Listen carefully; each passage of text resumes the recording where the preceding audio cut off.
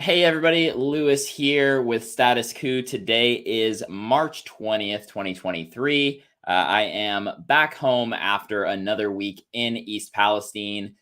We wish that a lot of the other media was still covering East Palestine, but unfortunately, as I told you all the last week while I was there, we did not see much as far as coverage going on in town, but I can assure you that things are still not right in East Palestine.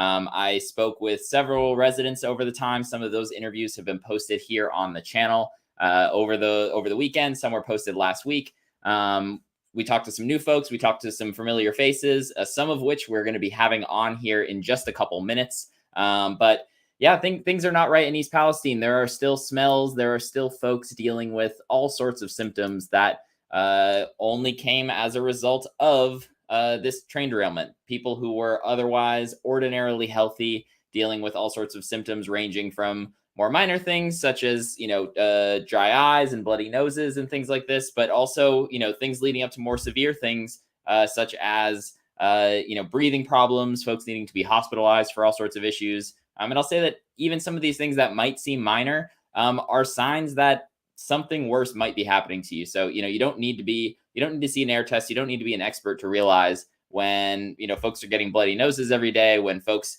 are having a sore throat and their chest feels tight, that there is something not right, unfortunately, in East Palestine. So again, in a couple minutes, we're going to be joined by several residents here who some of them are going to be familiar for you. Some of them are going to be brand new to the channel. So please, if you have any questions or anything, we already have quite a few questions lined up from the audience, but today we really wanted to give you all a chance to do a bit of a Q&A, to ask some of these residents what they're going through. I know I still have a couple questions for them, but we have quite a few questions from you all already. You can leave some of those questions in the chat here, and Colin and I are going to try to pull some out. We also had a community post that went out earlier in the day, so we're going to try to pull some questions from there as well. Again, if you're just watching the video, please smash the like button so that we can get this out to more folks. It absolutely helps here. And then again, in a couple minutes, we're going to bring in a handful of residents to actually talk directly to you about what's going on. But first, I wanted to play a couple clips from some interviews that we posted over the weekend, just to get you all up to speed on some of the stuff that we posted. So Colin, you can go ahead and play that first clip with Russell. That people are not allowed to give their feelings, and they're not allowed to say, you know what, you're pissing me off with the way you're handling the situation, and you're pissing me off the way you're handling the situation. This is my family, not yours. It's that simple. I don't care if you came here and drank the damn water. You spit it back in a damn glass and you took your ass back to your $1 million home. Where are you at now? Where are we at? We're living in it. We're washing in it. You're not, and you wouldn't. Don't tell me you think your family's safe here. We're contaminated. We will be for the rest of our lives.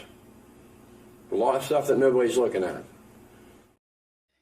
And if you haven't seen that interview with Russell, we're going to play one additional clip from it in a second, but it's a fairly long interview. It is absolutely worth your watch. Unfortunately, Russell works very close to the derailment site.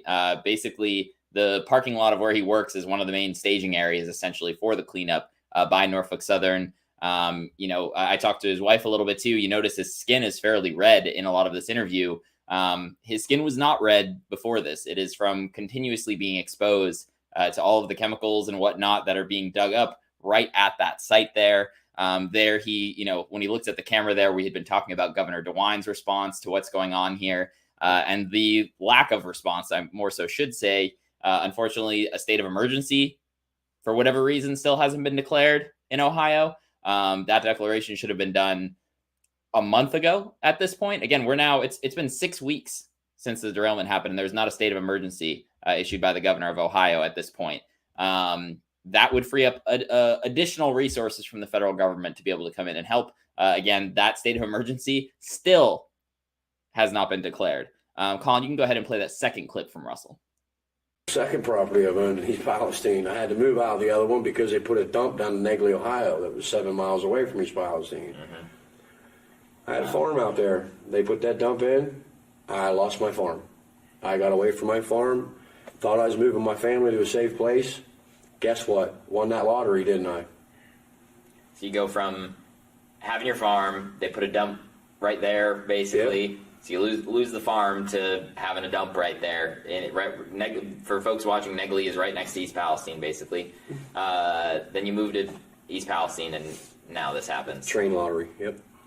So, I mean, it's obviously an impossible position to be in at this point. I don't know what to do because nobody can answer any of the questions, and everybody's sitting around wanting answers.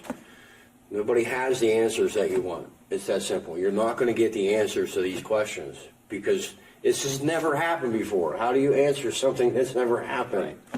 The same as setting fire to all this stuff. It's never happened before. Right. How do you clean up for it? How do you know what to clean up for? Right. You know? Frankly, the fact that you all have to deal with this, and we've got a federal government that's got essentially unlimited resources. They're a waste of time. I agree, basically. At this, they've got the resources to be able to buy everybody in East Palestine a new home like that. Last week, we just watched the Silicon Valley Bank thing fail, and it took less than 48 hours for them to come in and be like, you know what? Like, here you go. We're solving that problem. Here we go. But you all, it's been freaking 5 weeks. It's been 5 weeks, almost 6 weeks at this point. Probably 6 weeks tomorrow, I believe. Mm-hmm. And you all still don't know what if you're ever going to be able to go back to your house. Most people I talk to are afraid to go back to their house, and nothing is being done. Nothing, no concrete answers are being given. I'm not afraid to go back to my house. I'm afraid I'm losing my future. Mm-hmm. I mean, again, we say it there. Russell points it out as well. The fact that, you know, the option for some of these folks to leave is not available is absolutely insane, especially when you look at, you know, there's a whole lot of ways to look at it, right? East Palestine is a small town. I did some digging earlier today just to look into this clip here. Colin, if you don't mind pulling up my Twitter thread from before. And again, for folks who are just joining, in a couple minutes here, in about 2 minutes here, we're going to bring on a couple East Palestine residents to be doing a little bit of a Q&A. We've gotten some of your questions already. If you have more questions, please put them in the chat here. Colin's trying to star some of them so that we can go ahead and ask some of these questions that you've been wanting to know. But I went through just to see how much would it actually cost if you wanted to just offer the option for folks who are uncomfortable going home to buy out all of their homes. Okay, I'm not saying that everyone in East Palestine wants to leave. I'm not saying that everyone in East Palestine, you know, that it's going to be poisoned forever and ever and ever. But for folks who want to leave, because this situation happened by no fault of their own, that option should be available. So sorry, Colin, you can go ahead and pull that back up. The U.S. government or Norfolk Southern could buy every home in East Palestine for $272 million. That is equivalent to 0.0003% of the Biden administration's proposed 2023 defense budget. It is also equivalent to just 0.004% of the $75 billion that U.S. Congress has directed to assistance for Ukraine. I'll continue on here. You can scroll down a bit, Colin. It is also equivalent to just 0.09% of Norfolk Southern's $2.936 billion in dividends that they paid out last year alone. You can keep scrolling down, Colin. There are 2,169 homes in East Palestine. The average price of a home in East Palestine as of January 2023, which is pre-derailment, was $125,750, according to data from Redfin, which is like a real estate website. You can do that math just as good as I can to get 2,169 homes times 125,750 to get that $272 million number. Colin, you can get rid of that now. I mean, it's the fact that the United States government hasn't stepped in to help these people in this situation when, again, by absolutely no fault of their own, their town has been contaminated. In many cases, their homes have been contaminated. Their streams have been contaminated. Their parks have been contaminated. This is absolutely no fault of the people who live in East Palestine. This is 100% of the fault of Norfolk Southern Railroad. Now, the fact that people are needing to go to Norfolk Southern to get their help, right? A lot of the residents, and you'll be able to ask them some of these questions too, they're not getting help from the government right now. They're getting help from the railroad, and they have to go and beg the railroad for help in a lot of cases. Does that seem right to you? Because that doesn't seem right to me, unfortunately. Again, let's in a second here, we'll bring in some of these residents. But again, if you're just watching this, please smash the like button, help get this out to more folks. And again, if you have questions that you would like to ask some of these residents, please drop them in the chat here. Colin is setting some of them aside here. So we are now going to bring in, it looks like we've got 3 folks here right now. We may have a 4th joining. We can bring in here, we've got Candace, Ashley, and Juja. Thank you all for joining me again. Good to see you all. How's everybody doing, considering, I guess? Hi. Okay. Awesome. And I brought Matt along with.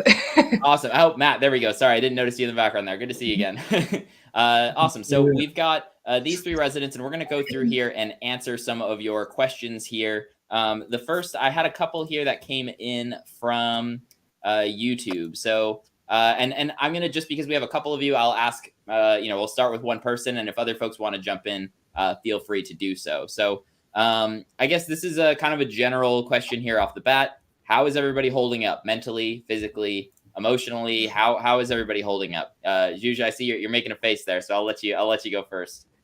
Yeah, I mean, we're alive, but it's extremely stressful. It's a very confusing time in my life, I think, just because you don't think that you wouldn't have guidance or help in a time as extreme as this. And I feel like we're just being abandoned, and that's shocking in a lot of ways. But it's been really stressful. Mm-hmm. Candace, do you want to jump in? Just general, how are you feeling? How are you holding up at this point?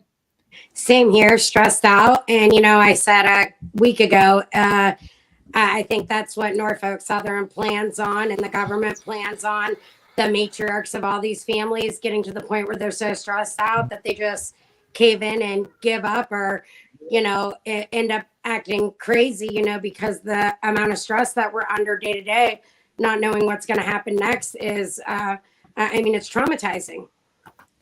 Yeah, no, agreed. Ashley and Matt, anything you want to add to that? I think she said it perfectly. Yeah, I mean, it gets a lot harder. We noticed stress and kind of getting to that point where you're like, I don't know what's going to happen, what I got to do, where am I going to go with my kids after this?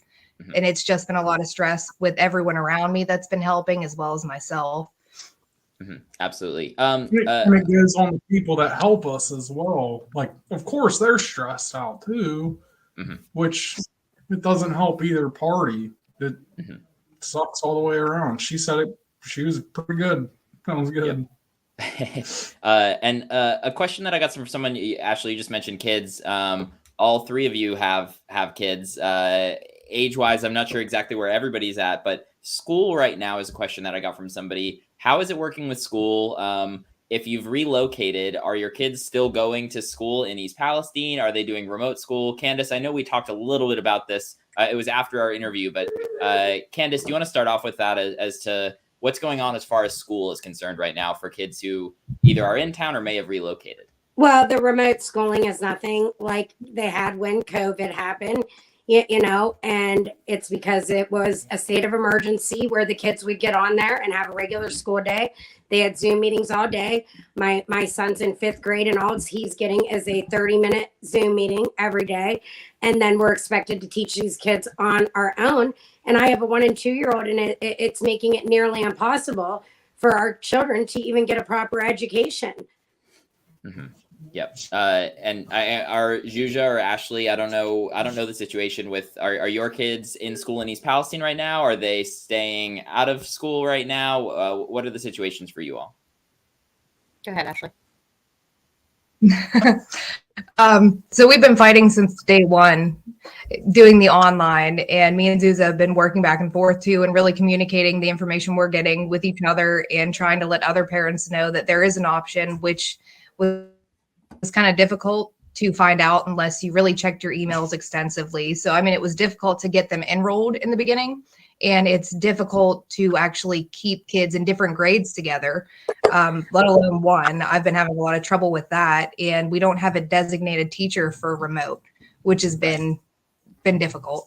Right. And I'm gonna bring in Jenny here as well. Jenny is another East Palestine resident that Jenny and I met briefly.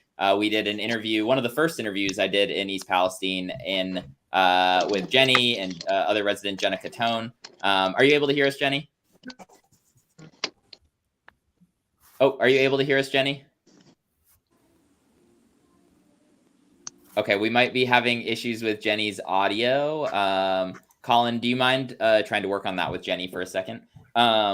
Okay, so yeah, so it sounds like schooling wise though, so the option for remote is there, but it's not to the level that it was during COVID. It seems like you're all needing to put in a lot more effort to be able to get anything forward with this. Am I right in assuming that?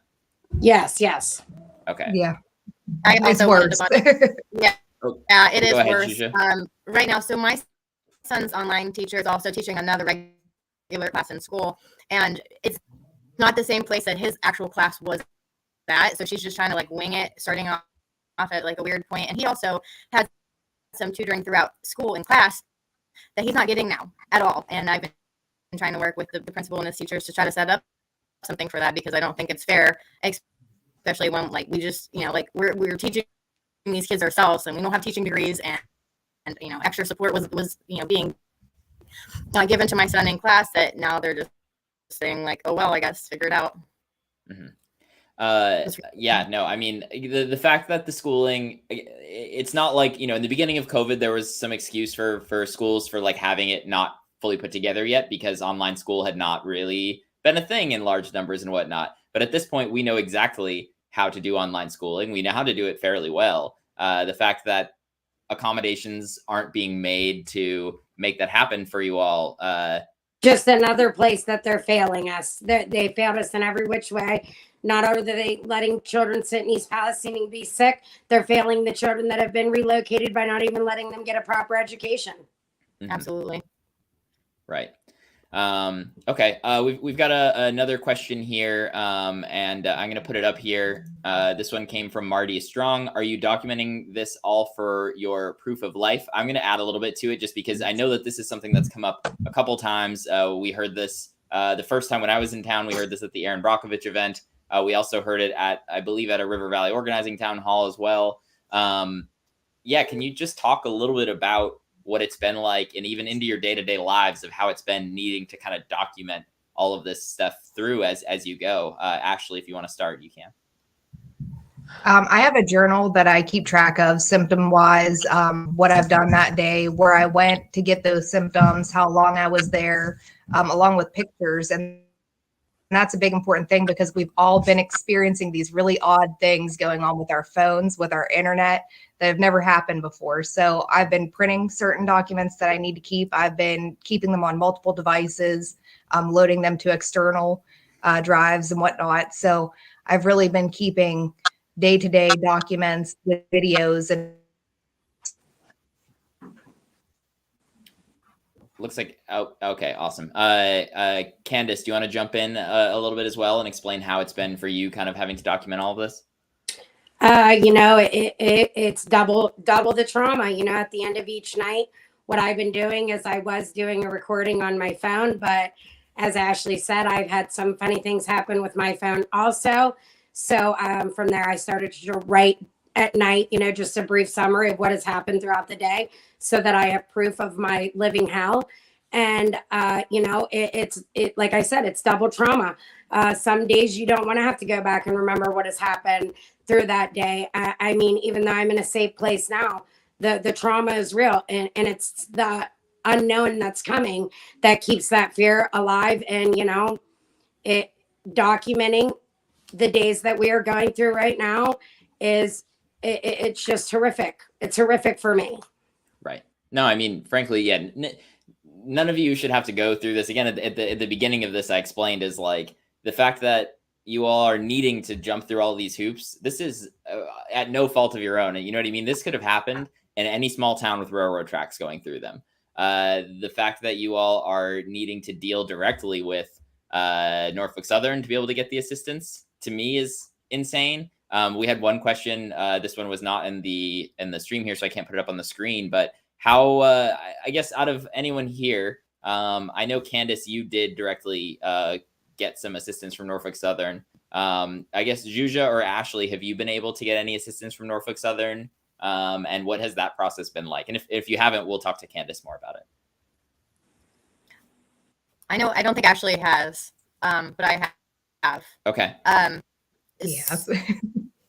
Okay. Yeah. So For me, it's been ever changing, and the term they like to give me is evolving. You know, we were in this circle of evacuation, and they were only giving certain assistance to certain people, and then I was out of the circle, and then I was in the circle, and then it changed to the city limits. And then there for a while, they were reimbursing some people after their air tested okay, even though they couldn't go home. And then I was in that same situation, and they weren't reimbursing me. So it's really like who you talk to. It seems like down there, there's some that are a little more helpful than others. They've tried to close my case out 2 different times. The one guy just randomly was like, we're not doing any more reimbursements or inconvenience checks at the end of the day. And I didn't get any explanation for why that was happening. There was no notification. Found out the next morning that wasn't even true whatsoever. And nobody could explain to me why I was told that. Yeah, there's a lot of inconsistencies with that. And it absolutely does feel like we're begging for scraps even. You know, that we get this, now they're doing this $1,000 prepaid Visa card, but for lodging, food, and gas, and that won't even really cover lodging for a week. And we have this undisclosed amount of time we're supposed to be living like this. It's just not enough. It's not, and you have to go down into this assistance building every time to get assistance, spend your whole entire day there, hours of a day, trying to just beg for the bare minimum, and it's still not even enough. It's very dehumanizing. It's frustrating. It feels like, and then they treat you like, you know, they're paying it out of their own pocket or something. Really rude. Yeah, and it's like, what? Yeah. Yeah, why does this money mean so much to you? Mm-hmm. Right. And I mean, I know Candace, and if folks haven't seen either of Candace's interviews that we've done as well, Candace, we just posted one yesterday or earlier today. And Candace talks a little bit about her experience dealing with Norfolk Southern. And Candace, you kind of mentioned you had to beg to get the money. Do you want to talk about the experience you had? I know you recently have been able to relocate as well. Do you want to talk about that experience? And fortunately, you were able to get there. But I feel like Zuza said it, you know, it's luck of the draw of who you get. So, of course, I went up there as a mother with my sob story. And you know, it's not a sob story. It's my true life story. And I had to say, my children are sick, sir. Please help us get out, you know? And then he said, okay, I'm going to give you this much. And I said, sir, you know, we're a family of 5. We have one vehicle, you know? And I really don't want to have to come back here and sit here the whole day. Just wait. So they did give me enough money to relocate for 14 days. But that 14 days is coming on its end. And I still have fear of going back because you hear stories here or there of them accepting some people, turning other people away. So am I going to go back and they're going to tell me now? And then what am I going to do? Mm-hmm. You know, so it's dehumanizing. Mm-hmm. And we should not have to be doing this. It's a technological world. I should be able to go and do something on the internet, you know, scan my receipts, do something, take pictures of them, and me get reimbursed for this over a card, you know, via the internet. But It's like they want us to jump through all these hoops to get what we should be owed. And everybody in East Palestine should be owed that. It still concerns my heart to know that anybody who is not in the city limits, who were in the direct path and who are suffering, who are sick and are losing years off of their lives, mm-hmm. are still stuck there, you know, and they want to leave but can't. And that is horrific. We live in the United States of America. They are leaving these people to literally die, And I just don't understand what is going on here. It's like something I have never witnessed in my entire life. And I've witnessed a lot of stuff in my life, you know?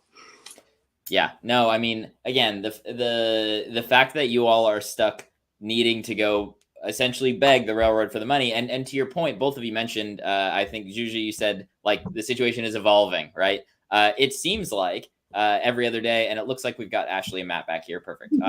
It seems like every day the situation changes at the assistance center. One day it's, yep, anyone within the 1 mile zone gets this. The next day it's, oh, you need to live in the city limits of East Palestine. The next day it's, oh, well, if you're outside of the zone and you have effects happening, then you get the situation, or then you're able to take advantage of the resources they're offering. Not even take advantage, to get the resources that you all deserve and are owed. It changes left and right. There's a resident, hopefully we'll still be able to catch up with him at some point. We weren't able to connect on the last trip. He lives right on the edge of like what is the boundary of East Palestine, like village, you know?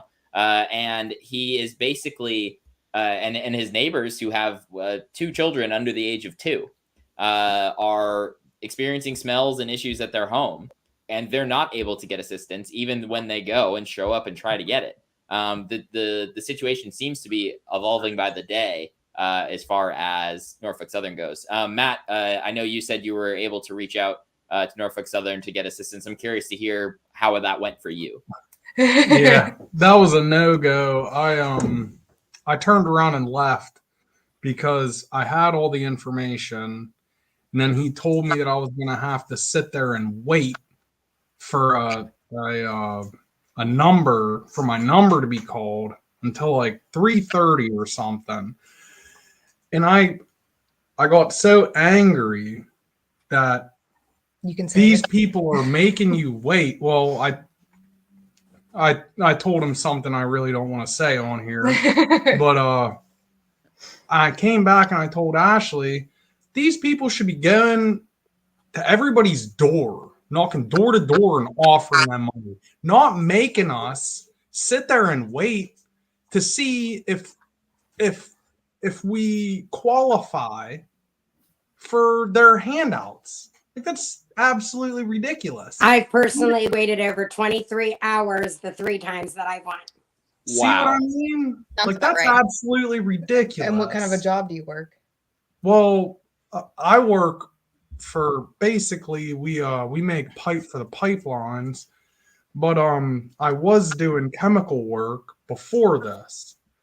And like, dude, don't tell me like, I know how things go. I know how places operate. Right. And this, But to waste all it's a that, shit show. It's a shit show. to waste It's all a that shit show for sure. Yeah.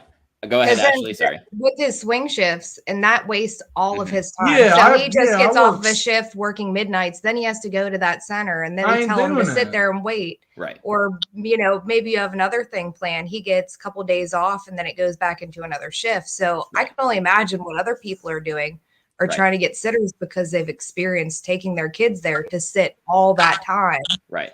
And I mean, if you work during the day too, I mean, Candace said she went 3 times to try to get help, and it took 23 hours. I mean, the first time we were in town. Yeah. That's no, awesome. no, And that it- is a total of the 3 different times that I went there. But in my journals, it's a total of 23 hours and all that I've said at the assistance center. Because there were times that I went and they were 100. My number was like 100 numbers back from the number that they were on. And then once you go up and see somebody, it's still another 2 hours of waiting from that point to get your card or a check.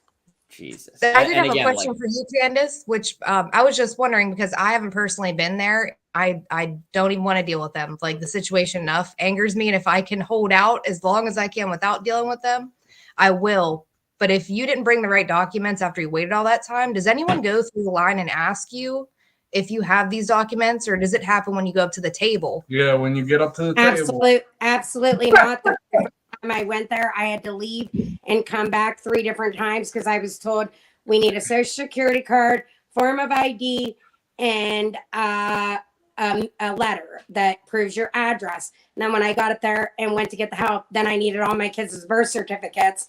And I actually didn't have my youngest son's birth certificate. So I actually had to drive all the way to Lisbon to get his birth certificate before they would even help me. So I had to go through a waiting process. And then because- you wait again. And then I had Yeah. to wait again. I'll say as well. I mean, you're not the only one that I've heard that from, and obviously Matt said it too. That you don't. I they seen don't tell that. you in I seen line. that interview. Yep. Yeah. So we posted an interview.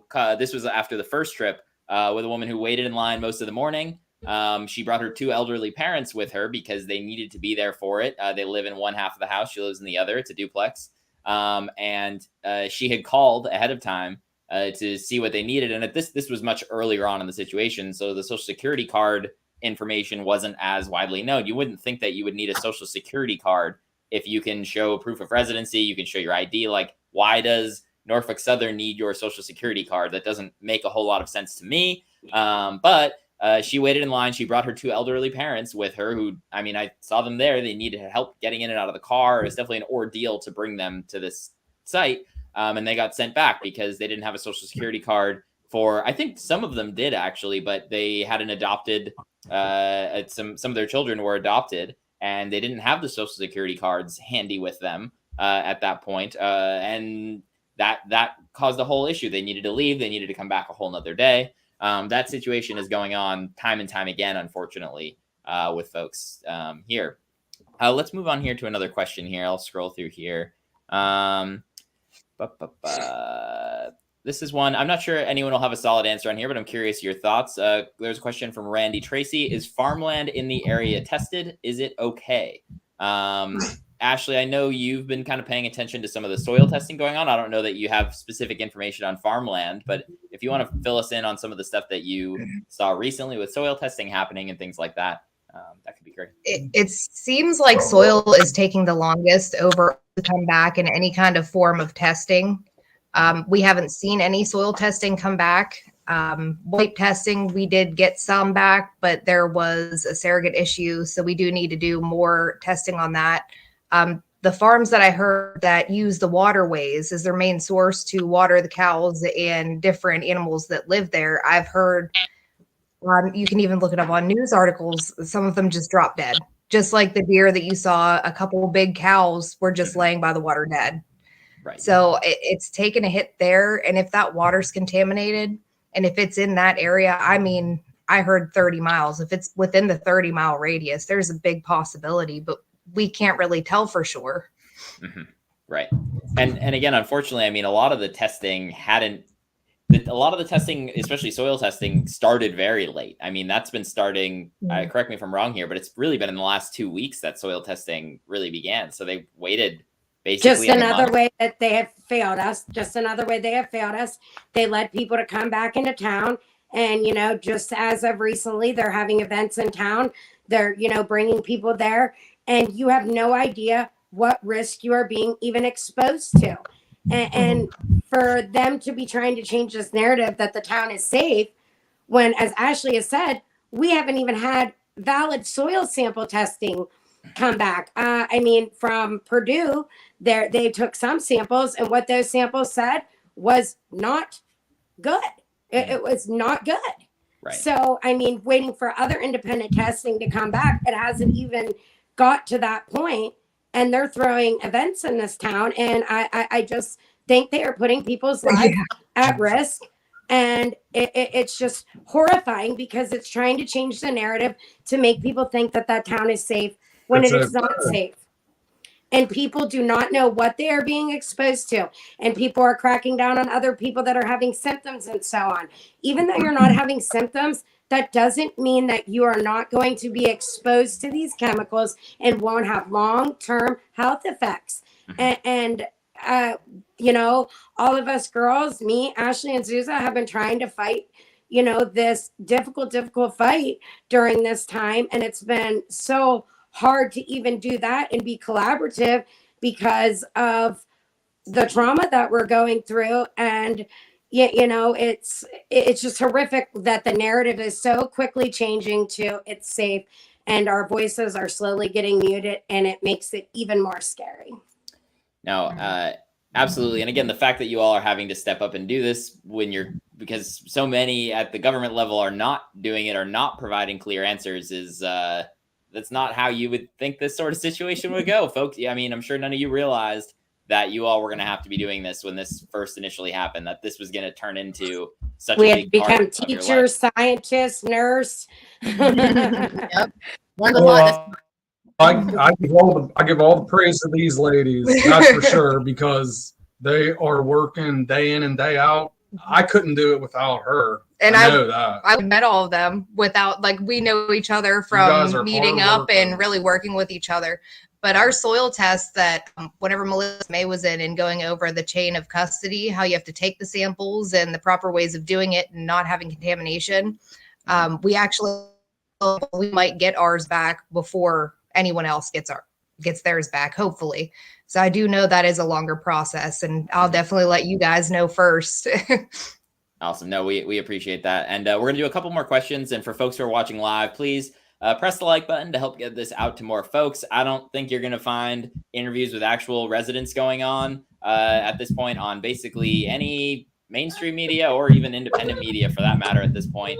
Again, when I was in town, and I'm sure you all can confirm this, the media is basically gone now. Am I wrong in saying that?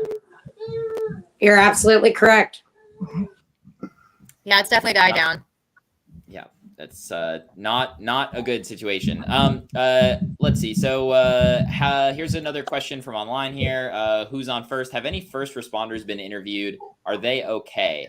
I haven't talked to any first responders directly. I've heard some stuff in Russell's interview. He talked about this a little bit, as well as Aaron Bragg's interview, which you can check out. I'm curious, do any of you all know any first responders in town who responded to the scene that night? I don't know, and I don't know why any of them aren't talking. That is weird to me. Mm-hmm. Same. I've been asking actually if anybody had heard how they were doing because I was curious because I had heard nothing either way. Now I have a family member that is a firefighter, and we've spoke to law enforcement in the area, and we've also heard from other family members that have firefighters or responders in their family from different areas, not just from East Palestine, all the ones that came in.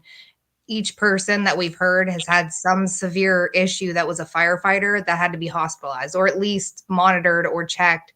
And a lot of them came back for chemical exposure in their lungs and their throat, chemical bronchitis.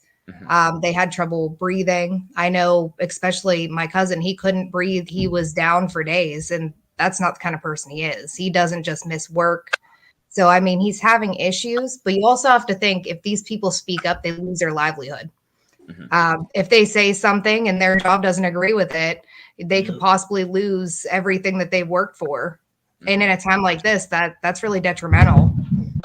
And that's an unfortunate reality with first responders, but even like bringing some experts on, there's some folks that I'm actually like using for some consulting to learn about some of these chemicals and whatnot. And a lot of them are like they're like, I can't go on the record because, and they're not even in East Palestine because they're worried about jobs, or they get, grant money from the federal government. And it's like, fortunately we are able to get some folks on. And I'm fortunate for those people who have to stay off the record to even provide me with like the information so that I can be more educated talking about it. But it would be really helpful to be able to bring on expert after expert after expert to back up all of the stuff. But we only get the ones who will step forward. Fortunately, we've got folks like Stephen Lester and Bob Bocock and folks like this who are coming forward. But there are a lot more who are weary about talking about this sort of thing just because of how a lot of their funding is directly tied into this, or how a large company that they work for might have some similar investors. Unfortunately, BlackRock and Vanguard and JP Morgan own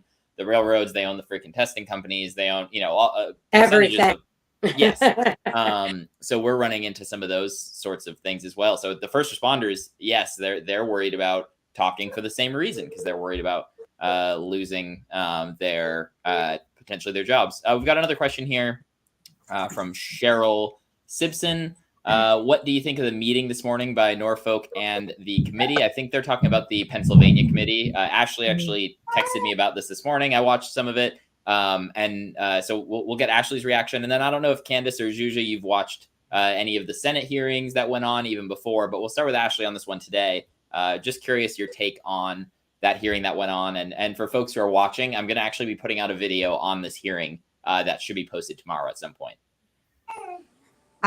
Just after watching that, I was amazed, because I know going into a courtroom, even for a speeding ticket or whatnot, you go into a courtroom, if you don't have your evidence, it's thrown out. Too bad you're guilty. There was so much stuff he did not have supplied. Yes. He being Alan Shaw, I will say. Yeah, Alan Shaw. Yeah. So Alan Shaw didn't have the evidence. They requested it. They asked him again. Nothing was supplied beforehand. He didn't have anything visual. They even asked, do you have a chain of command? Maybe even put down in a graph so we can look at it to see if this person could do this and who would be next in line, But you're putting everything on the East Palestine chief for the fire. And he doesn't work in these chemicals. Right. Who told him? And he kept avoiding it. Everything he asked, he avoided. Yeah. Or he tried to make it sound really nice and really like it's okay. We're handling it. We're taking care of East Palestine. Right. And then he would get another question. Everyone questioning Alan Shaw was very passionate and educated on what was going on, which was amazing and nice to see. And with their questions questions were very well directed, I feel. Yeah, no, I'm curious, Candace or Juja, did you get a chance to see that? If not, it's all good. I know it literally happened today. So Yes, I did. And Alan Shaw was very good at dancing around those questions, just like he did at the last Senate meeting. He truly never answered anything. He used PR tactics, and it's just absolutely terrible because they did acts very pointed, very good questioning, and they got no answers. So that's what's been happening to these Palestinian residents since February 3rd. We've got no answers, and we still have no answers, and our day-to-day lives are unknown. And it was just a joke. It accomplished for me nothing. Yeah. Juja, curious if you had seen that, if not all good, or even just reactions to even some of the Senate hearings that happened earlier in the month as well. Yeah, so I wasn't able to watch the one from this morning yet. I heard about it, but I was actually moving hotels again, so I didn't have a chance to actually watch it. But I actually ran into him when Alan Shaw was down in Darlington at the fire hall last week at one of their little science fair, EPA science fair. He was unexpectedly there, and I didn't even bother talking to him because I felt like he was going to give me the same slime ball response he has at every other place he was interrogated or interviewed. What do you think he was going to say? We're going to do what's right. He hasn't done right since for day one. Right. Yeah. I mean, frankly, the hearing today in Pennsylvania, though, I will say was probably the best, the most prepared government officials I had seen at this point.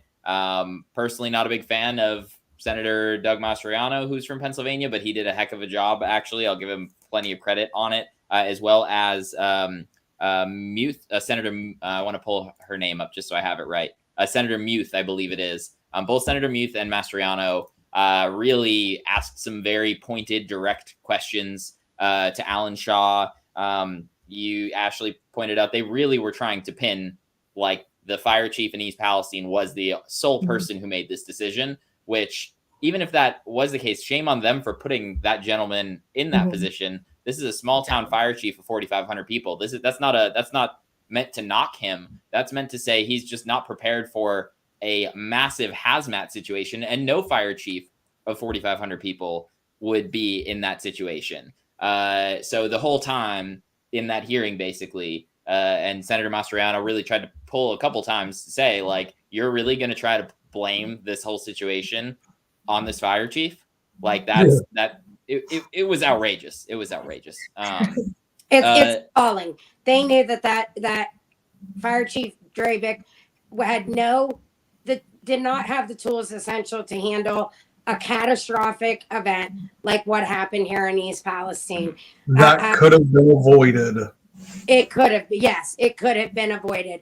And I can't remember what you did in. We might have just. Go ahead. Can you still hear us? We lost your audio, Candace. We'll bring you back in a second here. I want to. Oh, it looks like we might have you back. Go ahead, Candace. Go ahead. Can you hear me? Yep. There you go. Yep. Go ahead. Okay. I forgot what I was saying. Okay. Yeah, you're fine. You're fine. Colin, are we able to bring up the tweet from? It should be the next tweet in here. The tweet that sums up the Guardian article there. I'm curious to get these. Okay, here we go. So the Guardian actually put out an article. I believe this was yesterday. And this tweet kind of just summarizes it. I'll read it out loud here. So East Palestine dioxin levels are at 700 ppt. In 2010, EPA guidelines found an increased cancer risk at just 3.7 ppt. So that is, I'm not going to do the math live here, but over 200 times more than where the EPA in 2010 found an increased cancer risk. Yet the federal and state cleanup threshold is 1,000 ppt. So there is no legal requirement for the U.S. or the Ohio EPA to test and remove that soil. So we can get into that article at some point later, but that is obviously alarming. Has anything been, is that new information to you all? What are your thoughts on seeing that, the levels are at over 700 PPT, increased risk for cancer has been found by the US government in 2010 at 3.7. And I actually believe that article said that the risk was 14 times greater. I did read that article, and I posted it to my page, and I said, you're going to throw these events in town when articles like this are coming out, and you're going to deny people that are not in the city limits the opportunity to go out with their children. You're going to host events like plays at the school. I mean, what is it going to take for these people to realize that people's lives are being endangered, that there's no acceptable risk? When it comes to toxic chemicals, there is no safe amount of toxic chemicals for human inhalation, absorption, anything. And that's what's happening. And it's being proven. And it's taking time because, like, we talked about earlier, it takes time for, soil samples that should have been taken since day one, weren't taken till, 2 weeks after this happened. So we're late in the game. And how many people have lost how many years off their life waiting those 2 weeks? And how many more people are losing every day off their life being stuck there, not able to relocate? I mean, we have been pushing for them to call still to this day a state of an emergency there so that people can come in and help us. We need help. And I still need help being displaced because, like we talked the other day, Lewis, I don't want to go back there.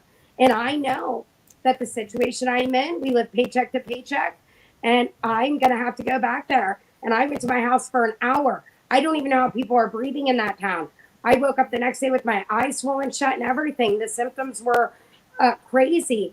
And it proves to me even more how unsafe it is there. And what's going on is absolutely mind-blowing.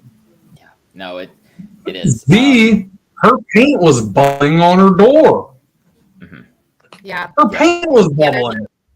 Residue, white powder residue all over my porch. I've never seen that before. I have white there. residue all over my porches too. Mm-hmm. Almost like a sandy type substance. And It I'll happens also after it say, rains. and I'll also say too, even like personally, the last time I was in town, I think it was this past Thursday, was probably the worst symptoms that I personally felt. Even I was in town. I started getting a headache and my throat was starting to bother me, and I've got a respirator with me. So I actually put it on because I was in between interviews, and I wore the respirator for most of the day, actually, with the exception of doing 2 interviews. And one of the interviews that I did was with resident Chrissy Hilton, who that's a whole other story. And we're going to be posting another video on that shortly, but she's got some major, issues with the testing that has gone on in her home. And, she's saying that the device that was used to for the test in her home read one number, and the numbers that were on her form did not match and were much less than what was written on her results, which is a big accusation. But I fully believe her after covering a lot of this, seeing a lot of videos and cell phone videos and all this sort of stuff from testing going on in homes and whatnot. But at the tail end of that interview I was doing with her, I said it on camera. I was like, okay, like, I'm smelling it pretty aggressively right now. My head was pounding pretty good at that point. And the rest of the afternoon it was. So, after that interview, I put my respirator back on and I got out of town because it was, and this is that was on Thursday. That was almost 6 weeks exactly after this whole thing began. It's still that bad. That's insane that people are still in here. I don't want to be respectful of your time. We've got a couple more questions from folks who just sent in some super chats, and then we'll let you all go here. And also thank you to new member Longevity Rituals. We really appreciate you becoming a member. If you're able to become a member, statuscoup.com/join is the way to do so. So we've got a super chat here. $5 from Dave L. Thanks, Dave. Texas A&M and Carnegie Mellon sent researchers to investigate. Anyone reach out to them? Have you all been in touch with, I think that this is, I'm not sure the specifics on here, but have either of you dealt with Carnegie Mellon or A&M or any of the other folks who are doing kind of research in the area from universities? I don't know if anyone else has. I've tried to call them. They're a little more difficult to get a hold of. That's like most of the labs that we're trying to deal with and trying to get answers or see how they take samples. But I haven't been able to successfully get a hold of them. I know Purdue also had folks, and I think I'm trying to think. I've talked to at least one person who has been able to connect with Dr. Welton from Purdue. That was another one in town. Yeah, I would imagine, like you just said, Ashley, that those folks are, I mean, when one of them comes into town, I'm sure everybody tries to talk with them. And unfortunately, a lot of these tests are expensive. And when these universities are coming in, a lot of the times, like they don't have funding that can directly go to this. I know in the case of Dr. Welton and the folks who are doing this with United for East Palestine, I believe, that testing is very expensive to be able to do. And they're trying to fundraise some to make that happen as well. And then the other super chat question that came in is from Chris Garrett. $5. Thank you, Chris. Aren't there any lawyers that want to represent the residents as a class? I'm not sure that I've actually talked to any of you all on this. Are any of you talking with lawyers right now as part of a class action suit or on your own? Curious. I've talked to multiple lawyers. I just haven't signed with anybody yet. I'm just not to that point yet because I don't even know what risk me and my children have been exposed to at this point. And I just didn't want to jump the gun and make a choice that could hurt my kids in the future if they end up with cancer or something, God forbid. Right. And to be clear, it's because, like, I mean, a lawyer is that might help you down the line, but like, you're not going to get immediate help from joining a lawsuit is yeah. Right. Mm-hmm. Either Zhuzha or Ashley or Matt, have you all been in touch with a lawyer at any point? I've been in the same boat as Candace, pretty much. I'm not ready to make a decision yet, especially with my son and I's like previous health conditions. I don't know if it would be beneficial for me to join a class yet.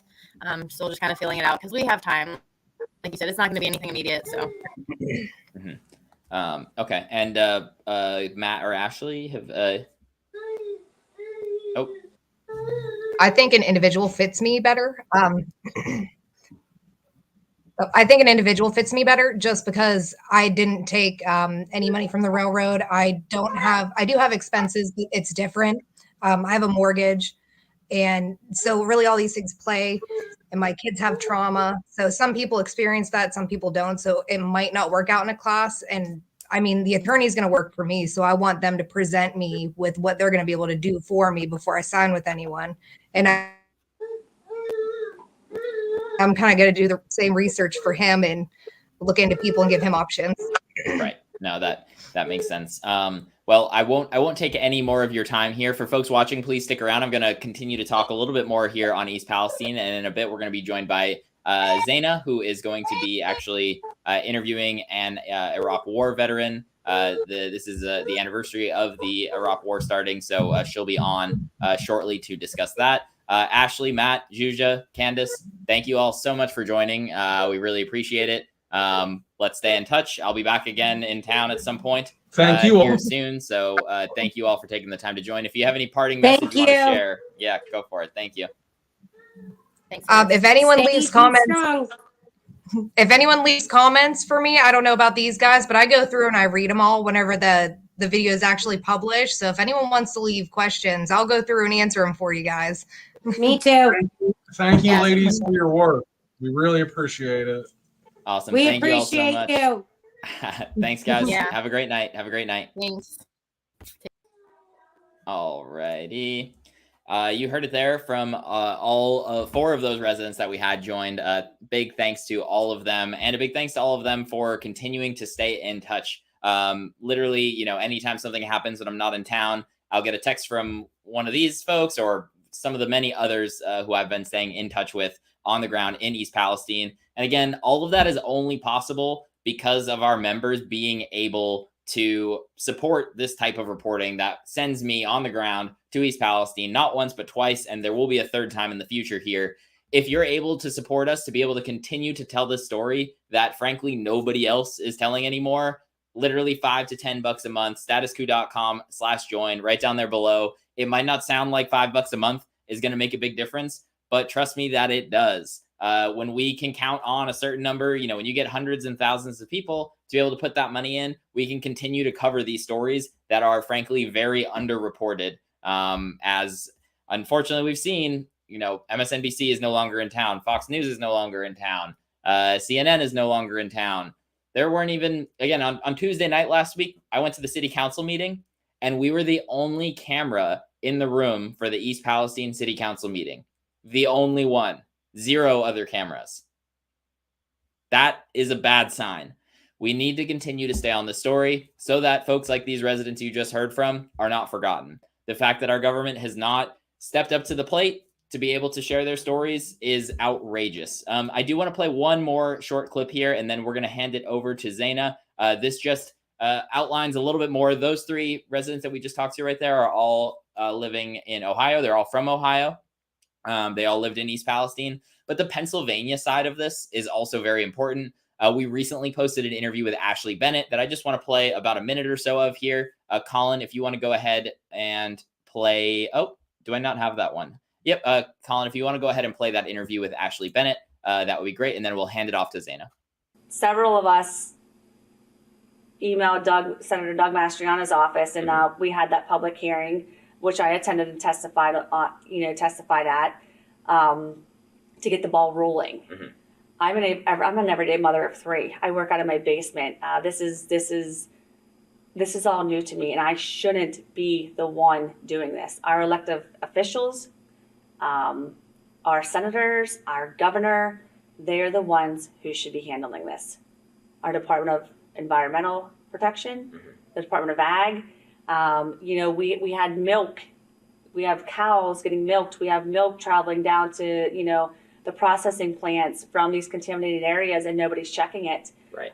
Nobody went back in and checked our school district to see if it was cleaned. We got an email the next day saying, "Yep, EPA says it's cleared. You can come back to school." Or if you chose to relocate, your children are going to be excused. I've been fighting with the school as to why didn't we test surfaces mm-hmm. before we brought our children back into the school district. Right. And it hasn't happened. Yep. And again, frankly, this is getting a lot, the attention that is being put on this, or was put on this initially, because again, folks are basically done talking about this, was really focused on Ohio. In that interview that I did with Ashley, and you can look at a map and see this, where the train derailed is literally a couple 100 feet from Pennsylvania. Generally, you don't need to be a weatherman to know that the wind generally blows in the United States from west to east. So when the controlled burn was done, where did a lot of that smoke go? A lot of it went to Pennsylvania. Some of it went a little bit south as well into West Virginia. Some of it stayed in Ohio and blew all over the place in Ohio. But the vast majority of it went to Pennsylvania. And just like those folks that we were just talking to here who are having to fight and scrape every day trying to get the word out, Juja, Ashley, Candace, and Matt, several others. Ashley, this is another Ashley over the state line in Pennsylvania, is unfortunately having to do the exact same thing over on her side of the state. I wanted to, and I'll, Zeynab, if you want to pop in here now, whenever you're ready, you can pop in. And there we are. How's it going, Zeynab? I just want to read these last couple. There was some super chats that I missed that were relevant to the last segment. If you have more super chats for Zeynab as she does her interview, feel free to leave them, and she'll get to some of those right at the end here too. But I noticed Tom Kozinski asked, what about host families like after Katrina? I haven't heard of like a big organization or anything doing that, but I have seen in some of the East Palestine Facebook groups and whatnot, folks from outside of the area have been posting, hey, I've got an extra bedroom, or hey, I've got an Airbnb in this area or this part of the country. If you're stuck and you can't get out, reach out to me. So if that's something that you might be able to help with, there's a bunch of East Palestine Facebook groups online that you can try to get in touch with some of these folks, or potentially leave a comment down below. You heard Ashley and Candace and Juja all say that they would kind of answer some of your replies down there. We've also got a Substack piece that has a lot of folks GoFundMe pages that were just regular folks that are trying to get some help because they're not getting as much from Norfolk as they need. Right. We also have there's also River Valley Organizing that can be checked out, who are doing a lot of the testing and on the ground work there as well. Absolutely. And the link for our Substack, just for folks who don't know, I believe it's or you know it better than I do. Is it substack.statuscoup.com? It's Status Coup Substack. Okay. So, all right. Yeah, there we go. Statuscoup.substack.com. Yeah. And we're definitely doing a lot more there than we ever were. So if you're not on Substack, or if you are on Substack and you want another way to stay in touch with Status Coup, that's a great place to do it. And then the last super chat that I had that was relevant to this was from Jordan Sheridan, of course. When are we making a citizen's arrest on Norfolk Southern CEO Alan Shaw? It may happen sooner than you think. I don't know. We'll certainly find out. Awesome. Well, what have you got coming up for us here, Zeynab? We're going to be talking about the 20th anniversary of the Iraq War. And I will be joined today by Craig Bowden. And Craig's an activist that I know that I've been seeing for just a little while, reading his Substack pieces. He is a former serving U.S. Marine infantryman deployed in Iraq in 2004 and 5. He was a machine gunner over there. His primary job, he's currently volunteering with organizations to assist wounded veterans, navigate VA claims, lobby for legislation to assist veterans, and work to end war. So he's also an anti-war activist. And he started an online campaign on social media called No More War Stories to encourage veterans to speak up about their experiences so that the public understands the real cost of war. That's some of the work that Craig's been doing. And it's good to talk to people impacted by wars of choice, by what happened in the Iraq War. And being the 20th anniversary, there's a lot to reflect on today, and understanding that people are still being impacted to this day, from folks in Iraq to Afghanistan to the tensions with Iran. There's a lot going on that is still impacted by the decisions made by folks like Biden, who's sitting in office right now. Folks like Dick Cheney, George W. Bush, and all the other, both Democrats and Republicans, who pushed for this war and peddled the lie that they were weapons of mass destruction in Iraq. Absolutely. Well, I will let you get right into that. I know I'm going to stick around and watch. Folks watching right now, please smash the like button ahead of this interview. Zeynab, we'll see you soon.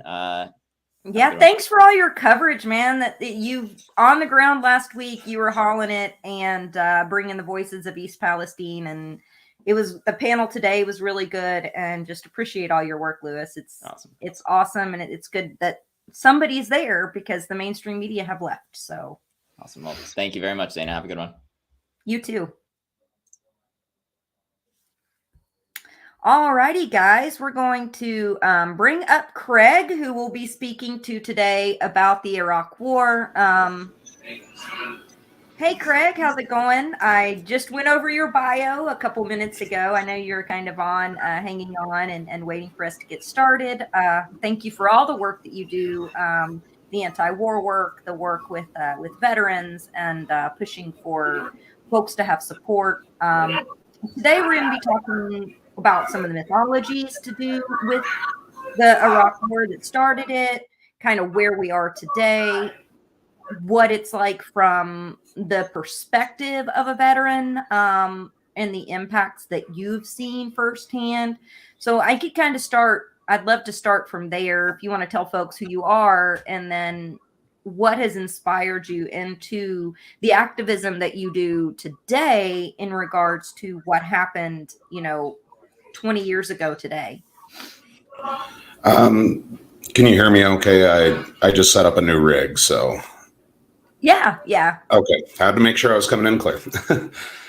So you pretty much covered most of my background, at least as it pertains to this. I served with 2nd Battalion, 7th Marines on active duty for 4 years. During that time, I did 2 deployments. The first deployment was in the al-Baghdadi area, which is within the Sunni Triangle. Second deployment was actually operating out of Fallujah. So anybody who knows anything about Iraq, you've seen the news. Fallujah wasn't exactly the nicest area to serve. What basically inspired me to go this way, just hitting that realization that the lives of guys that I served with lost didn't really make any kind of difference. I lost 23 Marines during my time. And these were men that I had known, that I had, that I knew some of their families, and I remember kind of the epiphany that I had. It was actually on my first wedding anniversary. I was deployed at the time still. And it was this rain-soaked kind of night during the rainy season in Iraq. I'm sopping wet. We'd had a little bit of enemy contact that day. And I've got a pregnant wife at home. And I'm just sitting there, with that, what the heck am I doing here kind of feeling. We had been doing operations, at this point only a couple of years, but there hadn't been discovered, those weapons caches that we were told about. And I mean, we were trying to find them. I know that all of us were kind of like, where the heck is, this stuff we're supposed to be finding. Did you join believing that you would find those based on what we've been told? Yeah, I had actually joined right after September 11th. So, having seen, the impacts and the towers and everything like that as a young 17-year-old kid, I wanted to go and fight to get even, and, take care of the bad guys, kind of that whole thing that you're almost brainwashed with, that America can do no wrong and things like that. I didn't understand things like blowback. I didn't understand, those kinds of things. And so I had enlisted shortly after then, and the Iraq war actually kicked off just before I ended up going to boot camp. So I had already signed up. I was already on the way. And so a lot of the initial fighting was actually occurring, at least the invasion level fighting was occurring while I was still training. And I remember it was still ongoing, and they switched from that invasion mindset to more of what they called security and stability operations while I was in infantry school. What did those look like? So it's kind of like being a cop, I guess, would be the best way to say it. You are enforcing things like curfews. You're looking for weapons. You're trying to find. We were still looking for that pack of cards that they issued. Soldiers and Marines that had the high-profile members of the Ba'ath Party. So we were still looking for some of those guys. And at the same time, we were also doing things like securing sites where they were building hospitals and trying to rebuild some of the infrastructure, things like that. So the intent for the stability and security was there. The problem is that when you have Marines and soldiers, we're not suited to do peacekeeping type stuff. I mean, as an infantryman, your main primary job is literally to kill. And that is what you're trained to do. You're not really trained to de-escalate situations. You're not really trained to, do a lot of the human rights type stuff. I mean, we did our best, but the reality is you have these 18 and 19-year-old kids that just spent months training to kill people. And now you're saying, hey, you have to be nice. And so there was a lot of shifting to a humanitarian supposed bent without the training. Yeah. And I mean, they did the best they could, I guess I would say. But I mean, the infantry, we're just not geared to doing these kinds of things, I mean, as human beings, yeah, we can have empathy, and yes, we can, reach that. But you have to constantly have this switch go on and off, because you're dealing with, 1 minute you're handing out soccer balls to kids, and then there's a mortar attack followed by a firefight or something like that. And so you have to be able to switch from being that, gentle giant to going and finding and fighting those people that are shooting at you. And so it really messes with you. And it's also not really any kind of clean war type situation where you have uniformed personnel. You can clearly identify the enemy. Like what's going on in Russia and Ukraine right now. They're wearing uniforms. You can clearly identify which side is what based on the colors that they're wearing, things like that. And we didn't have that. So that also added a major psychological factor where you start to distrust even, your normal, average, everyday Iraqi citizen that's just trying to go about their day, work for their family, provide for their kids, things like that. And so you start to get this mentality almost of, hating people because the insurgents, they're plain clothed, they're firing at you from crowds and marketplaces. There's no defined lines except for the base that you might be stationed at. There's nothing like that. And at the same time, they're also saying you have to be careful, you have to be nice, you have to wave and smile and all this kind of stuff. And so it's just this constant back and forth of how it went when we were there. It's like double speak. And there was something that I'd seen you mention, a little while back about, how it taught you to look at empathy, because now, just to be clear, you're ardently anti-war, correct? And so, Correct.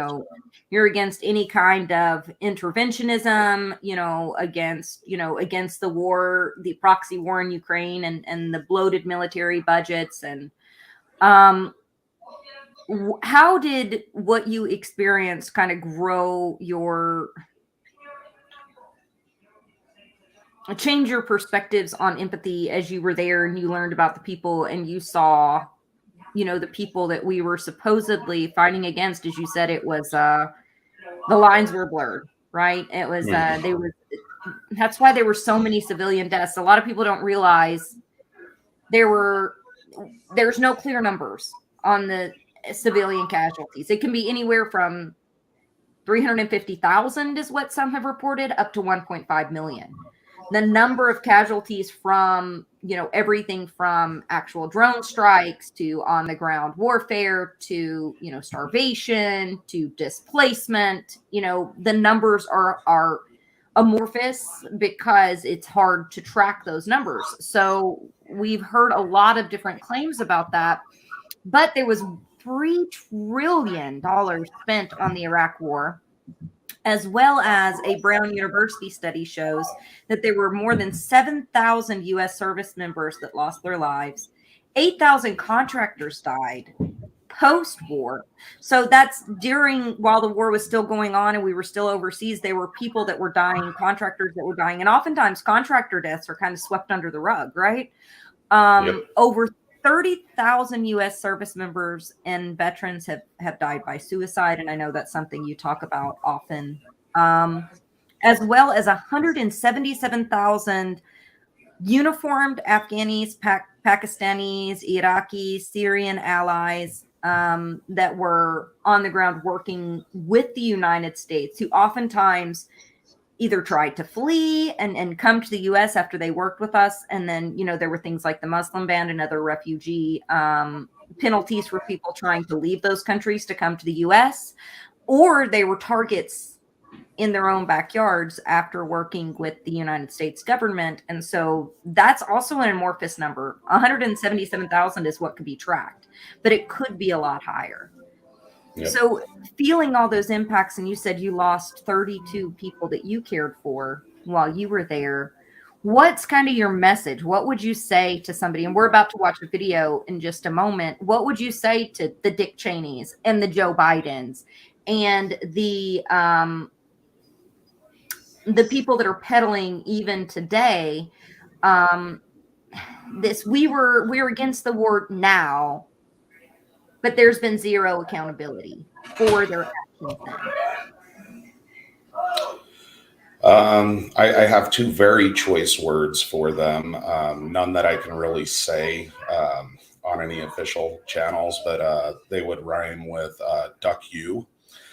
That's something that I definitely like to say to them, to their faces, because, just on the people that I knew, there's 23 deaths. And that doesn't account, like you said, for the 8,000 U.S. service members that have died, the suicides that have happened since. My old unit actually made a New York Times article based on our suicide rate, because we were one of the higher rated combat battalions that was sent to Iraq and then later Afghanistan when they cycled over there after I left. And they sent us to the hardest areas. You know, they send the guys that are the best trained to the areas that are the hardest hit, which is why we operated in Fallujah. That's why we operated, we participated in some of the larger battles during my first deployment. We were hardest hit. And so we have guys, I mean, even still to this day, we're still checking in with each other to make sure that we're all holding together. So the message that to all the government officials is just screw you. Why aren't you paying attention? And beyond that, why aren't you taking care of the guys that are facing the suicides? Why aren't you clearing these hurdles and red tape with the VA?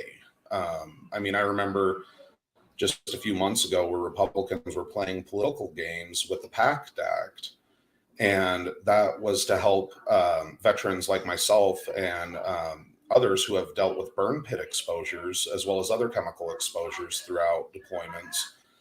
And it was that they were playing political games with it, like blocking the legislation because of, it's going to be in discretion or mandatory spending instead of discretionary spending, or some nonsense like that. And my message to those people that are trying to play those games and block that kind of legislation is, first of all, we're not pawns to be played with. Second of all, it should be mandatory spending, that you take care of the veterans that you're going to send off to war. Because, the way that the United States foreign policy is, I'm not going to be the last one to walk in a pair of combat boots. We're talking 20 years later, and there's still U.S. advisors in military uniforms in Iraq. So they're still there. And I would be retiring. If I would have done the full time of service and actually retired from the military, I would be retiring this year. And my child is almost old enough to go and serve in the military as it is. She actually turns 18 in January. And so literally you're talking about multi-generational impact where this war and conflict and involvement is still going on. So the other thing that I'd like to tell them is, when are you going to end our involvement? That's a good question. Because we still haven't done the humanitarian steps to rectify the damage that's been caused. Still took tons of oil money. That's not exactly 100% traceable either, or being able to be tracked, but it's literally in the billions of dollars. These endless wars, these proxy wars, the ones in Haiti, we just sent boat ships to Haiti. We just sent, nearly $1 trillion to overseas to in different packages and forms to fight the Ukraine, to fight a proxy war in Ukraine. Yet the humanitarian angle isn't considered for these people. It's always what will suit the people in charge and will benefit and fatten their pocketbooks the most, is what's considered every single time. Not the toll on life, not the toll on people like you, not the toll, on our veterans, on the people in those countries that are suffering. I did want to show, it's at the bottom of the document, Colin. There's one that says Biden confronted. If you could pull that up for us and play that for us really quick. Or just, whenever you can. Not really quick as in hurry up, Colin.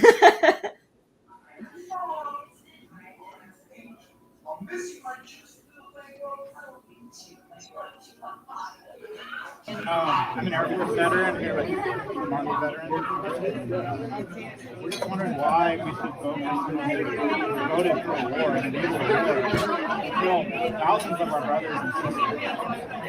countless rockets. You enabled that war. You also gave a medal to the man who enabled that war and caused that war. Your blood is on your hands as well. And you're disqualified. You're disqualified.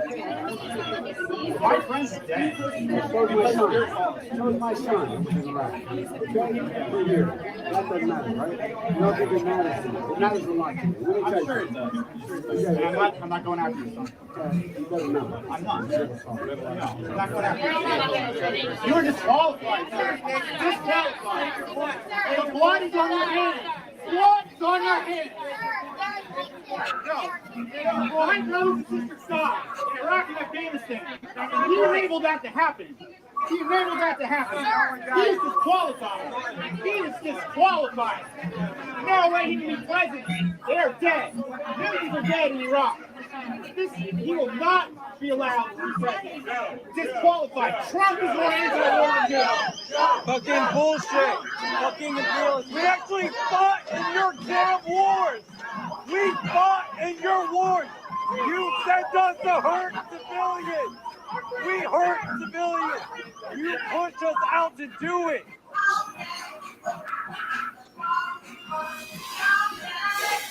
When Biden brings up his son as if his son fighting somehow shields him from criticism of supporting this war as a U.S. senator, as peddling the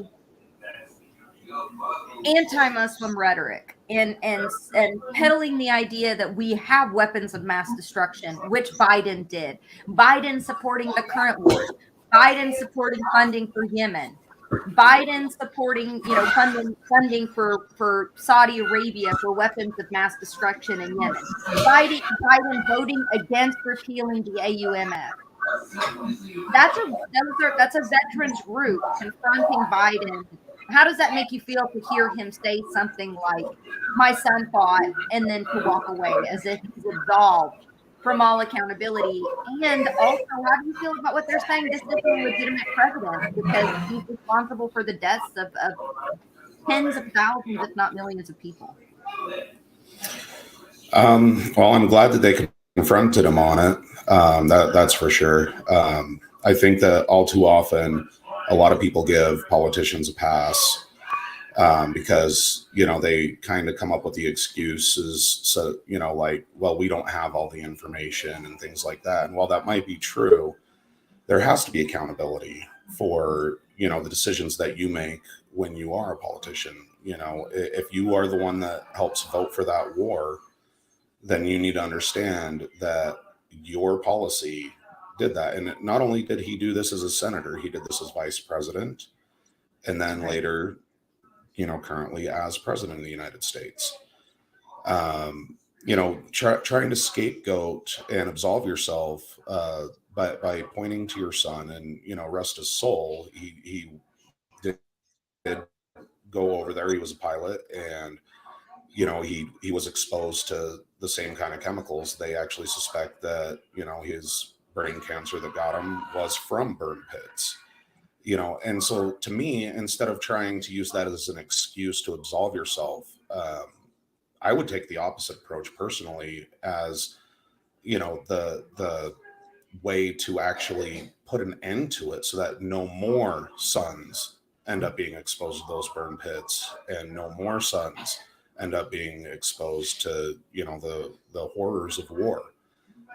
And not just the troops, but the civilians that are over there. None of them asked for any of it.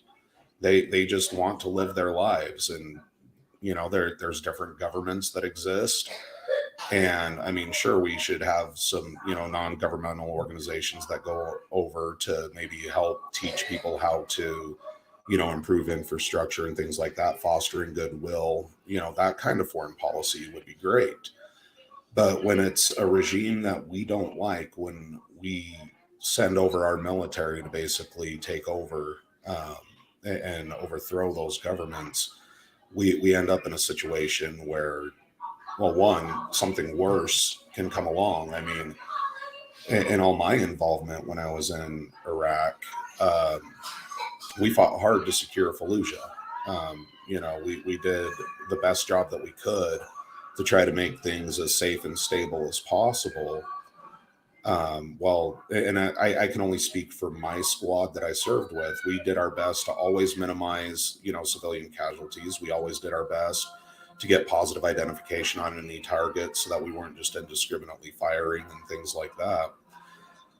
But, you know, at the end of the day, when we did our official, you know, large scale withdrawal out of Iraq, you had groups like ISIL, ISIS, and Al Qaeda, you know, that were doing even worse things than what Saddam Hussein was doing. And so it literally opened up the door for less stability with what we did. And so, I mean, it's very short-term thinking. In my view, we should be fostering good relationships to show the people, you know, what Americans really are. You know, we're helpful. I mean, there's been data that the United States is one of the most charitable countries on the planet, and we could apply that to actually doing good in the world, as opposed to trying to force our own will on the governments around the world. And if people want to rise up, you know, and protest their governments and change their governments, that's up to them. It's not up to us. It's arrogant to think that we should have any say in what a people chooses for their own destiny. And, you know, was Saddam Hussein a bad guy? Absolutely. Nobody freaking, you know, refutes that. He did some truly awful things. But does that give us the right to occupy their country for 20 years? It doesn't. And you've brought up the, you know, civilian casualties. You've brought up the contractor casualties. I mean, the troop casualties. The price is just too dang high. And all of this, and we're not even getting into the monetary cost. This is just the cost of blood. And that's the reality. I recall you saying a question a little bit earlier about, you know, what kind of shifted me to having more empathy. And it was the civilians that I saw that got killed.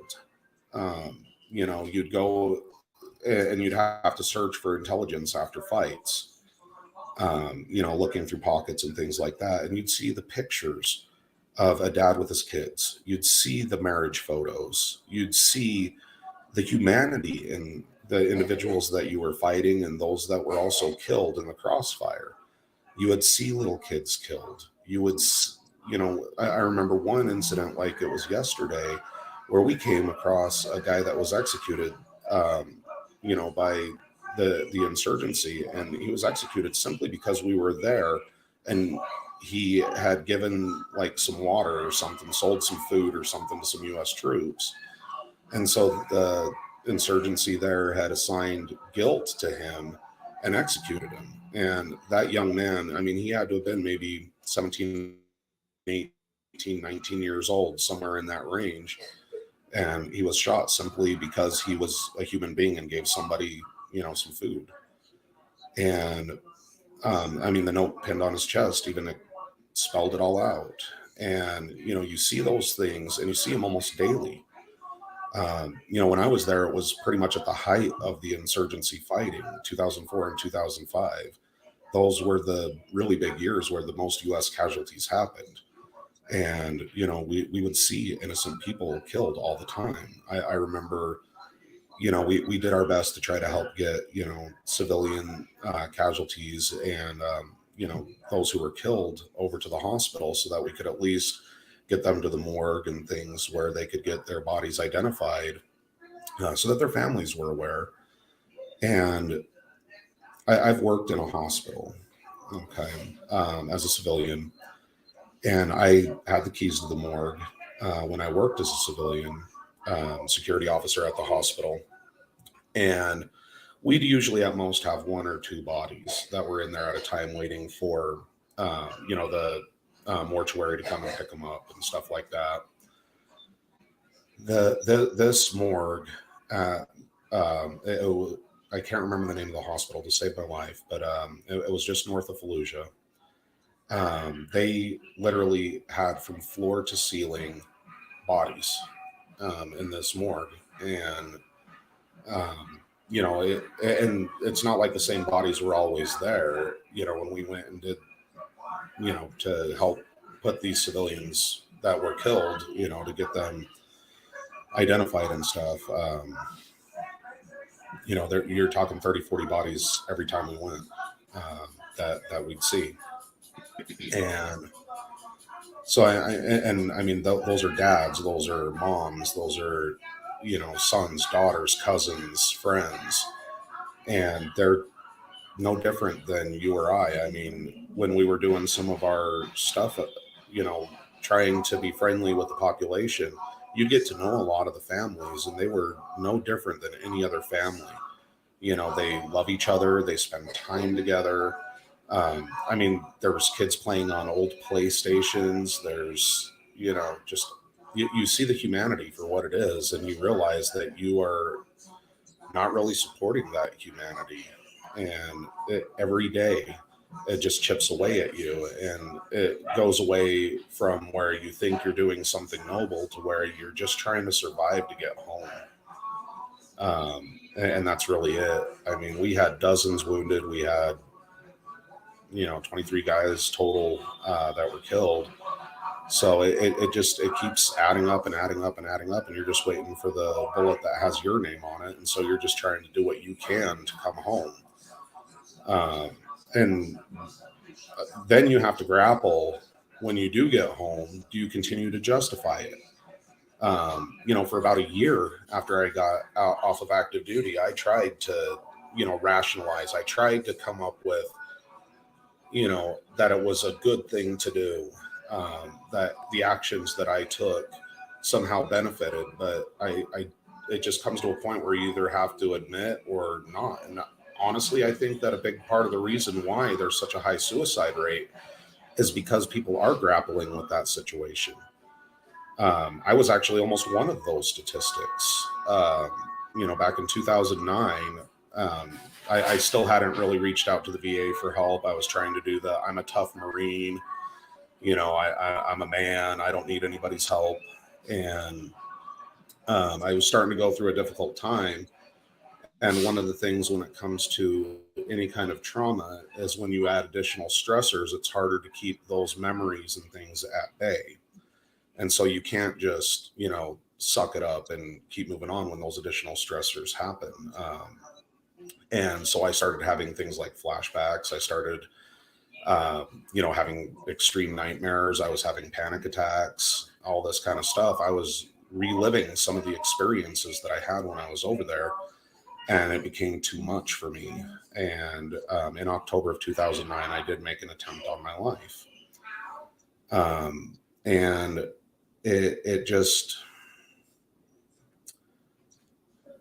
it made me realize that there was so much wrong that needed to be righted.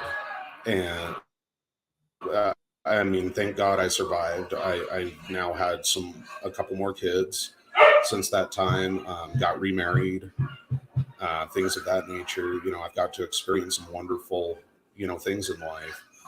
And to help pay it forward is since I survived, I've got to fight so that nobody else ends up walking in those shoes. And that's what I've been trying to do. To make sure that no other veteran, that people don't become veterans of wars, and that we in the military industrial complex that has poured it's 800 and hell, Congress gave Joe Biden an additional $6.8 billion above the budget requested this year, $278.1 billion. And, there's one party that's saber rattling with Russia and Ukraine. There's another that's saber rattling with China. We're sending troops to Haiti. There's a lot going on with American interventionism that we don't even see. We have the most military bases of any country globally. That's not to say that other countries don't also pursue violent acts. But the United States in particular and the Western forces have done more damage than just about anyone else compiled. And when you look at Vietnam, you look at Korea, Vietnam, Iraq, and there is this Western worldview that you sort of talked about that paints the people of a certain area to be different than us, right? I'm actually about to play, and Colin, I'm going to actually bring that up a little bit. If you could play the Thomas Friedman commentary, it's in a different spot than where I'm asking for it. I apologize. But I think that kind of fits into where we're talking about right now. Just so that people know, Thomas Friedman was a New York Times columnist. He published op-eds about the Iraq War. His op-eds had racist undertones about the modernization and westernization of the Iraqi public. He thought that going over there, we could bring them into the modern century. Well, I'm half Iranian. My family's from Iran. You know, the folks in Iraq. These people are human beings who developed amazing things. They're educated, just like people all over this globe. This Western colonial ideal that, you know, we go overseas and we can victimize these people and we can bring these advancements to them, and we're murdering them at the same time. And someone in the chat mentioned earlier, they said the insurgents were us, not the Iraqis that were there on the ground, because it was their home country. And I thought that's a good way to put it, you know, because there's some truth to that. Colin, are you with us, or I can maybe screen share? The terrorism bubble that basically built up over the 1990s said, flying airplanes into the World Trade Center, that's okay. Wrapping yourself with dynamite and blowing up Israelis in a pizza parlor, that's okay. Because we're weak and they're strong, and the weak have a different morality. Having your preachers say that's okay, that's okay. Having your charities raise money for people who do these kinds of things, that's okay. And having your press call people who do these kind of things martyrs, that's okay. And that built up as a bubble, Charlie. And 9/11 to me was the peak of that bubble. And what we learned on 9/11 in a gut way was that that bubble was a fundamental threat to our open society. Because there is no wall high enough, no INS agent smart enough, no metal detector efficient enough to protect an open society from people motivated by that bubble. And what we needed to do was go over to that part of the world, I'm afraid, and burst that bubble. We needed to go over there, basically, and take out a very big stick, right in the heart of that world, and burst that bubble. And there was only one way to do it. Because part of that bubble said, we've got you. This bubble is actually going to level the balance of power between us and you, because we don't care about life. We're ready to sacrifice, and all you care about are your stock options and your Hummers. And what they needed to see was American boys and girls going house to house, from Basra to Baghdad, and basically saying, which part of this sentence don't you understand? You don't think, you know, we care about our open society? You think this bubble fantasy, we're just going to let it grow? Well, suck on this, okay? That, Charlie, was what this war was about. We could have hit Saudi Arabia. It was part of that bubble. Could have hit Pakistan. We hit Iraq because we could. That's the real truth. And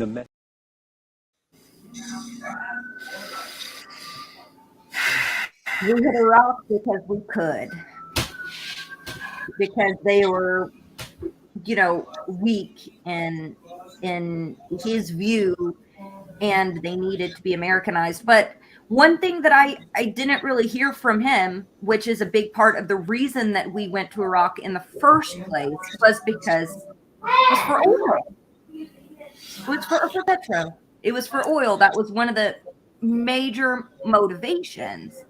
And he doesn't even talk about that. But it's also bone chilling to hear someone say we could have went to Saudi Arabia. There's all these other countries. There was no real reason we went there, for only economic reasons. Which I think there's some truth to that. What's your takeaway when you agree? And this was in May of 2003. Just to give you, so this was while you were over there fighting. This is what one of the people who helped to stoke this war through his opinion pieces and through his segments on, CNN and through propaganda. Well, the first takeaway that I have is he's dead wrong that we haven't been intervening in the Middle East, because we have militarily for the last 50 freaking years. Absolutely. Lebanon, we intervened. We've been in, and I mean to an extent, if you include Ethiopia, Somalia as part of the Middle East, I mean, they're right there on that Horn of Africa where we armed the Taliban. We armed the Taliban to fight against, the Russian invasion. We have been involved in Pakistan. We have been militarily involved in all sorts of countries. I mean, one of the reasons that Osama bin Laden actually cited was, you guys keep on interfering. You guys are not letting us be. That's one of the things that he said on why Al-Qaeda chose to attack the United States on 9/11. It really boils down to the fact that we experienced blowback. The United States is the greatest recruiting tool that groups like Al-Qaeda have. The reason why they can convince a young 20-year-old kid to strap a bomb on his chest is because we drone bombed his cousins and his sisters and everything else, and he's got nothing left. And so Al-Qaeda says, hey, you can die for the cause and get back at them. We're their greatest recruiting tool. And it's the United States radicalized. Yeah, they radicalized. I saw, a shift in people based on interventions in Iran. Right now, Iranians are fighting against the theocratic government there. There's been a uprising for the last almost 4 months, fighting against the theocratic regime. And a lot of people don't realize we helped seat that regime. We were playing both sides. The United States was playing sides with the Shah, but then also with the revolution. Right now, the Iranian government is selling us oil and gas, oil at cheap prices. So even though there's like this feigning of, there's a tension between the US and Iran, in actuality, our government supports their government right now. And so you'll also hear rhetoric of, let the people live the way they want to live, which is true. But the people are saying, we don't want to live this way. We don't want to live under theocratic rule. We want, our gay people murdered in the street. We don't want people arrested for holding hands and kissing as a couple. We don't want, a woman to be, arrested because she's not wearing her shaitan or her hijab. So people are uprising. There's a general strike. It's been going on for 4 months in Iran. And part of the reason that regime was able to take over and then radicalize their control of Iran was what we did, in other countries. The more that the United States pushed, the more that some of these countries radicalized within their own borders. It had an impact. That's for yeah, most definitely. I mean, I can speak from firsthand, almost immediate experience on blowback from my first deployment. I mean, when we first got where we were going to be patrolling out of, it was relatively calm. It was an area that hadn't really had very much U.S. interaction. It was an area that, people were wary, but at the same time, kind of glad that Saddam wasn't in charge anymore. So it was kind of mixed emotion. But can we really trust these guys? So it was kind of more side-eye than, any outright violence. One day, an army convoy rolled through, and there were some pop shots at their convoy. And rather than getting positive identification on where the shots were coming from, or even if the shots were directed at them, they basically unloaded in the direction of the town where the shots came from. And a 16-year-old girl was killed, along with some other people that were wounded. that shifted the entire town against us. Like they were done. So they started feeding intelligence to insurgents that were in the area. They started letting them use their homes to hide things, all kinds of stuff. And then we started getting, like, some of the soldiers that had disappeared back into the populace started picking back up their guns. We started getting rocket attacks and mortar attacks almost every single day for the remainder of the deployment, all because of not being able to identify a proper target and an innocent person getting killed in the crossfire. And so when you end up magnifying this across an entire country, then an entire region, then you start adding in the continent of Africa and some of the Asian interventions, and then Central America and South America. Now you're talking about tens of thousands, if not hundreds of thousands of people that have been impacted and radicalized by our actions. Yeah, absolutely. And, you know, it's people that are just simply, a lot of them are just simply fighting for autonomy and to not be messed with. At the same time, the United States meddling has to end. This military budget that's being spent overseas. Someone made a great point. This weekend, there were several speeches. There was a whole organized rally in Washington, D.C., hosted by the Answer Coalition. It was an anti-war rally, pro-peace rally, had dozens of organizations such as the Black Alliance for Peace, Code Pink, Veterans for Peace. One of the messaging overall was against American interventionism. It was also pro-autonomy, and he's talking about things like, why can't we forgive student loan debt here? Student loans used to be subsidized at 85% by a federal government. A lot of people don't realize that until the early 90s. And community college was virtually free for students. After that, it's been cut down to where it's only subsidized at 12%. So students are carrying a lot more of the burden, which of course hurts the middle class and folks in poverty. Last 2 weeks ago, food stamps were drastically cut in this country. While we're sending money overseas, we're providing health care for individuals suffering. It's great to do humanitarian work, and we should, with all the devastation we've caused across the globe. But what we're doing oftentimes when we do that is even masked in interventionism. And, we're charging these massive loans to these countries, a lot of these countries that we intervene in, such as Iraq. And then when the countries can't repay those loans, they fault on those loans. It's a problematic situation. It's harming people. People are dying from it. Veterans are being harmed from it. Contractors on the ground are being harmed, and the residents and civilians are being harmed in the crossfires by the international global wars of the oligarchs and the elites, where they're fattening their pocketbooks and places. The military industrial complex is making bank, spending billions on one plane fabrication of a bomber or a certain type of ship or a certain type of weapon.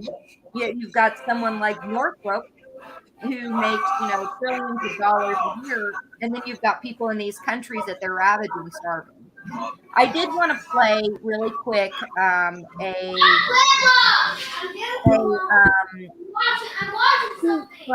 the organizer Afeni from Saturday's rally, which they marched up to the White House, and there were hundreds of people there. It was a beautiful rally, but I did want to play her speech because I really do think it hits the nail on the head. And Afeni is also a veteran as well, so I'm going to play that really quick, Craig, if that's okay.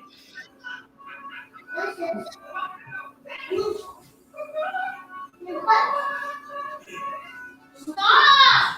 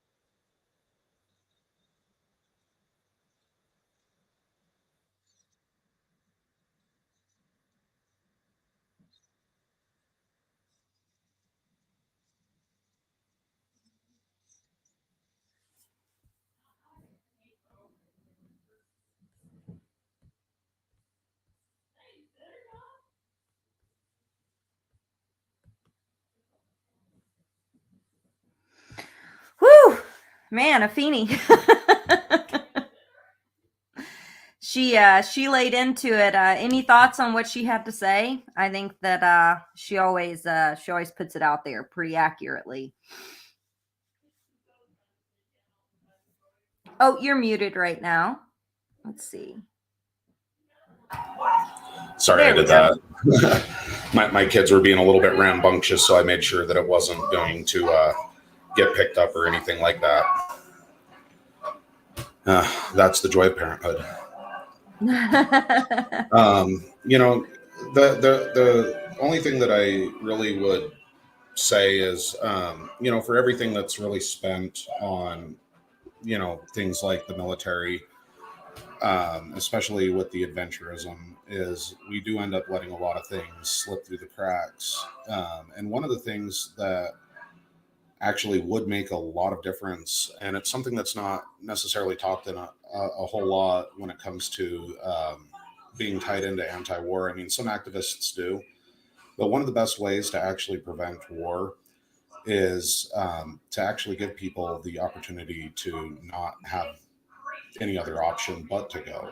I mean, you had mentioned student loans before we played the clip, and if people were able to actually afford college, and I mean, Congress members actually let this slip just a few months ago when Biden was talking about forgiving, you know, $10,000 of student loan debt, about how it's going to impact military recruitment, because that's one of their key drivers to get people to join the military. So, I mean, the mask off moment, and I appreciate them doing that. But that's the reality, is that a lot of the poor, a lot of the lower middle class, you know, they're the ones that end up getting, you know, sent into the military because they don't really have any other options. They don't have options for school. They don't have options to support a family even. So you'll see that a lot of people that are in there, I mean, I was a middle class kid. A lot of the other people are going to be either right there with you in the middle class, or they're going to be from poor communities because they literally had no other options. I mean, it's a practice that's no longer done anymore, but they even used to give people that, you know, maybe had to steal in order to feed their family. You can either go to jail or you can join the military. I mean, that's the way that it's always been. And it's the way that all governments really are. So we do have to address not only the military spending and, you know, more forward thinking for foreign policy that, you know, creates friends instead of enemies. We also need to be focusing on the conditions that are on the ground that are affecting people, that make it easier for them to be recruited and or drafted. True. And I think that, you know, can you hear me? Yeah, I can hear you. Okay, good. I was just making sure. I had a new setup, so I unplugged my mic. Apparently, folks could not hear the video, so after I'm done with your interview, I'll play Afeni's speech again. I'm really sorry about that. I reset up my mic. I was screen sharing, so apparently it didn't play during the screen share, but I will get that played for you guys. I apologize. But I do agree. A lot of people say that poverty is the draft. Right. For some people, the only way that they can see themselves getting a home is through a VA loan, potentially, or the only way that they can see themselves going to college is by joining the military and having the military pay for it. I remember when, you know, I graduated high school, I wanted to join the Air Force. I was ardently anti-war and I wanted to join the Air Force. And the reason why is because I had been poor my entire life and I didn't see very many options as to, you know, how I could get school paid for, how I could be supported. And it was appealing to me momentarily. I thought, okay, well, this is one way I can get out of poverty in Appalachia is by joining. I had a disability, so I was denied. But recruiters, because my testing was high, they called me. I mean, these recruiters come. People don't realize it. Well, people do realize it happens all the time. They come to people's homes. They come to our schools. They come to programs, they have whole presentations, and schools allow this. And essentially, they reach out the most to people who are hurting. And in poor communities is where they recruit. In poor Black and Brown communities, in poor Appalachian communities, in poor communities in the Rust Belt, that's where they pull people from. Poverty is the draft. And that was one of the arguments I heard against Joe Biden's student loan debt forgiveness, which was a Band-Aid already anyway. It was barely anything, was that if we give more to tuition for college, who's going to sign up for the military? Yep. That's the benefit. It was a mask-off moment. Against it. Well, and I wish that wasn't the case, but that's literally how it is. So we have to address those issues as well when it comes to being anti-war. That's just the reality. Absolutely. And it's this austerity, as said Carl. That's absolutely right. It's austerity politics, and it's what keeps their military engines fed with people. Is keeping folks poor. So there's incentives not to build infrastructures that help to grow and to pull us out of poverty, and to grow things like, rolling back in part on small business loans, small business development. One of the reasons that has been done is in order to keep people signing up for the military, because with Generation Z, who Afeni is, so we can look at how long these wars have impacted people. She's a veteran from Generation Z. There were Generation Z, they were Zoomers over in Afghanistan. There were Zoomers over in Iraq. What are you? Are you Generation X? I'm a millennial. Yeah. Geriatric millennial. This has been, I remember a lot of folks signing up that were Generation X. This has been an intergenerational war that has not only impacted our region, but the entire Middle East, and has destabilized, has impacted people, with rhetoric around demonizing and othering Muslims and Middle Eastern countries as well. So impacts from that we see in immigration, from people trying to flee the countries that we've now ravaged.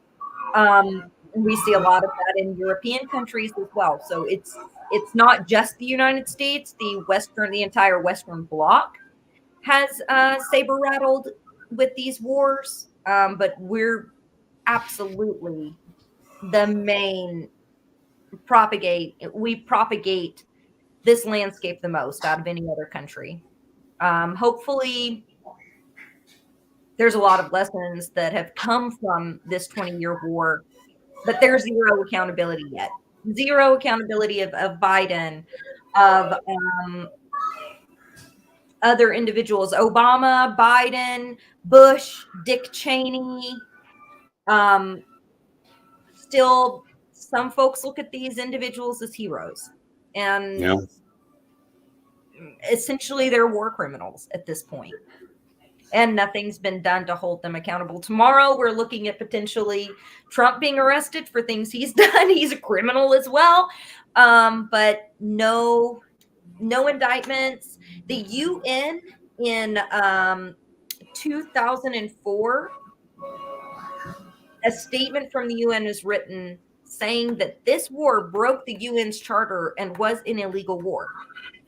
And on top of this, we had Guantanamo Bay, which Ron DeSantis worked at, and he's now governor in Florida, where they tortured people. We had rendition, meaning, for those that don't know what rendition is, that means that individuals could be rounded up from across the globe, taken to somewhere like taken to a neutral zone, questioned, tortured, treated horribly, with no extradition, no rights as the international court, no anti-war crime law could be utilized, no Fourth Amendment in the United States, so they were able to skirt that. It was terrifying. Hundreds of people were arrested. I believe that I read a story, someone was just released that has been in Guantanamo Bay for 17 years just a month ago. It's horrific. So it's inhumane. And the establishment of the Department of Homeland Security, which is now being used as a strong arm to do things like arrest people and charge them with domestic terrorism in Atlanta for Stop Cop City protesters there. The Department of Homeland Security established ICE, which is only 15 years old as well. ICE, the Immigration Enforcement, I can never remember what ICE stands for. Let's see. Immigration and Customs Enforcement, I believe. Thank you. Immigration and Customs Enforcement was only established between 14 and 15 years ago. So underneath the Patriot Act. The Patriot Act, the authorized use of military force, so the AUMF, as well as Department of Homeland Security, were all fallout from this 20-year war we've been in. And it's not only been used to oppress people overseas, but to oppress Americans, people in the United States right here, right now, as we speak, as well as terrorize migrants, which Joe Biden just extended Title 42 to include other countries that we've created problems with, like Venezuela and Haiti, and blocking refugee status for those individuals. So the story is broad, encompassing, and encompasses stories like yours from veterans all the way down to the public policy that's impacting our daily lives. War budget spent. No one's been held accountable. At the end of the day, hopefully there's more actions like the ones we saw this weekend. And hopefully there's more community organizing like what you're doing right now. Craig, can you tell us a little bit about that to wrap up? So my primary actions right now, I am working with a young lady to help out her county in New Jersey, to help find resources like jobs, healthcare, dental, things like that, whether it's private organizations or state programs, but basically where they can have a one-stop shop, so to speak, to be able to find those resources and get them the help. On the anti-war front right now, I'm actually working on expanding that No More War Stories by actually fully telling my own, because one thing that I want to make sure is that anything that I ask somebody else to do, I'm willing to do myself. And so as hard as it is to sometimes revisit some of those stories, I'm telling my own through my my blog. It's libertytorchmedia.com. And just basically trying to expand on that. I am working right now on some legislation with one of my congressmen on trying to help some veterans.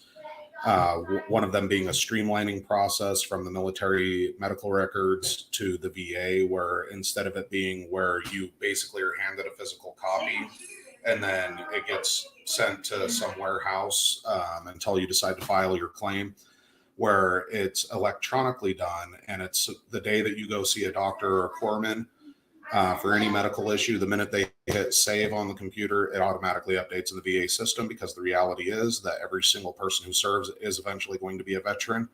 And you are entitled that if you are injured or have any kind of illness as a result of your duty, that the government pays for what they caused. So that's one thing that I'm trying to do with my congressman. And then I got to give a shout out to Semper Fi Fund. They are a veterans organization that helps a lot with the healing process of PTSD. I do believe their website is semperfifund.org. It's a brilliant organization. It does reunions for veterans, because sometimes the only people that really understand are the guys that were with you. And so every few years they try to get guys together from various units all over the United States so that they can get that reconnection. And then they're also given resources during those retreats. Just a really great organization. And like I said, they do some of those counseling. They also do business grants sometimes for when they have the funding for veterans who are trying to, maybe they're disabled or something like that and they can't work in a traditional setting. but maybe they're talented in welding, metal fabrication, something like that, where they can actually get some machines to actually open up their own shop because they have too many problems to be able to function in a normal setting where they have to set their own hours and things like that. So just a really great organization that I always try to shout out when I do get any kind of interviews on vet issues. Thank you so much, Craig. And you know what? I really appreciate you sharing your story. There we go. I'm trying to multitask. I apologize. I really do appreciate you that you came on our show. You shared your story. I know that it's not easy to talk about anytime that you do relive it or that you are retelling what happened to you on the ground or the loss of life and that emotional toll it takes. It takes a lot of bravery to tell those stories. We really appreciate it. And thank you so much for your time. I have dropped in the 2 organizations that you mentioned, as well as the link to your blog in our chat if anyone's interested. Thank you. All right. Thanks, Craig. Yep. You take care. You too. Whew. It's always hard to hear the stories and the impacts that these wide sweeping wars have had on our communities abroad and at home. And we look at the development of PTSD. We look at the number of suicides. We look at, as I had mentioned before, everything from the Patriot Act and what it brought about in our country, from the AUMF, the Authorized Use of Military Force, which allows our government to basically write blank checks to wars and presidents to drone strike countries at will without approval from Congress. Well, we see that Congress also approves money going to Saudi Arabia for Yemen, money going to the Ukraine now that's not tracked and not traced the way that it should be. We see the Patriot Act expanding the definition of what it means to be a terrorist through the Department of Homeland Security, where now protesters can be labeled as domestic terrorists, as they are in Stop Cop City. More than 30 were arrested, most of them labeled domestic terrorists. Very, very vague claims, not proper Fourth Amendment support. The problems we're seeing are broad, sweeping from the Iraq War, and we've not seen any accountability at all of those who started this illegal war in Iraq for corporate money, for oil, for weapons to be developed by the military industrial complex, and people's pocketbooks to get fat while our veterans died overseas, while contractors died overseas, while Iraqis got displaced. And this is what happens. And this is what we're seeing time and time again. So I'm going to share Afeni's speech before we wrap up, only because I am sad that her voice didn't get to be heard. And I will do that right now. Give me just a moment.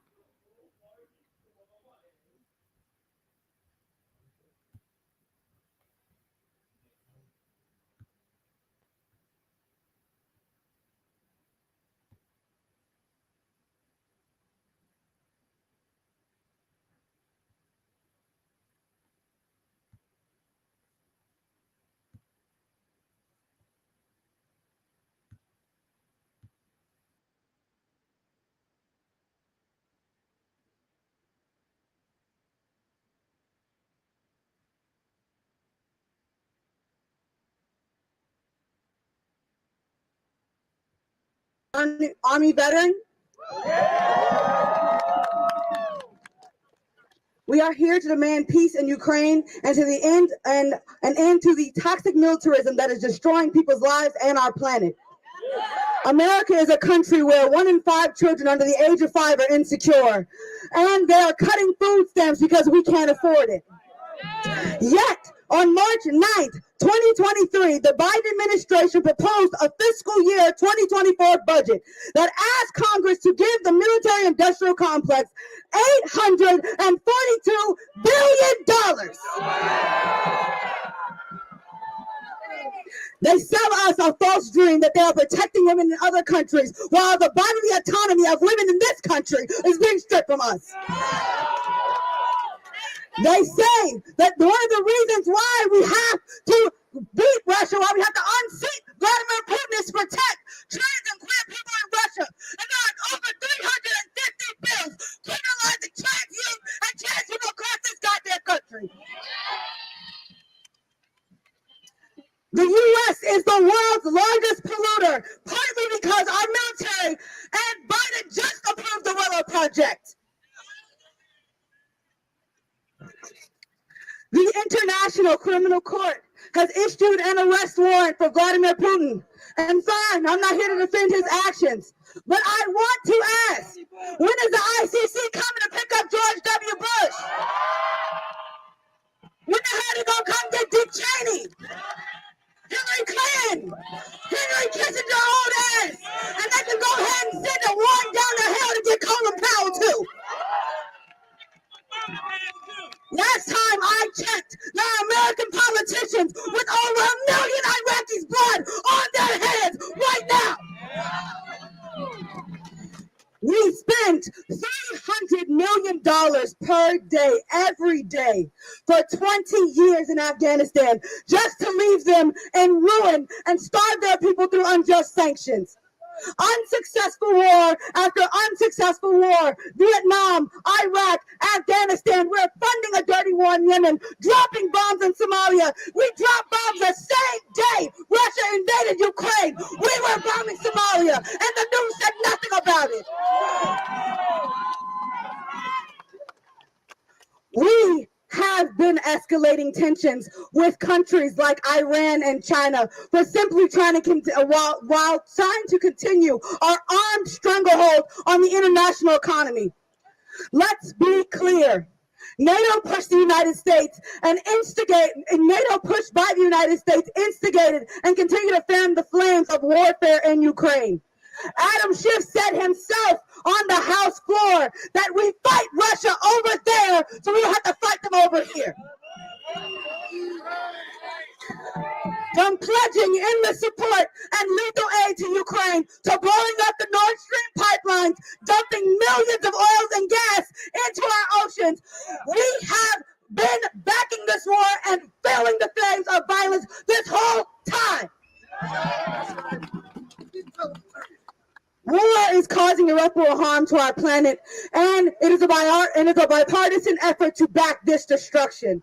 No one in any country, anywhere, including Somalia, Yemen, Syria, Palestine, or Ukraine, should have their homes blown apart. We condemn the illegal invasion of Ukraine while also condemning NATO aggression. We can acknowledge the choice of a people to secede from a country that they were forced to be in, while also acknowledging that we must strive to end all war. Our leaders are willing to sacrifice our lives and our planet in order to keep wealth and power. We can and we must fight back. Hands up! Hands up!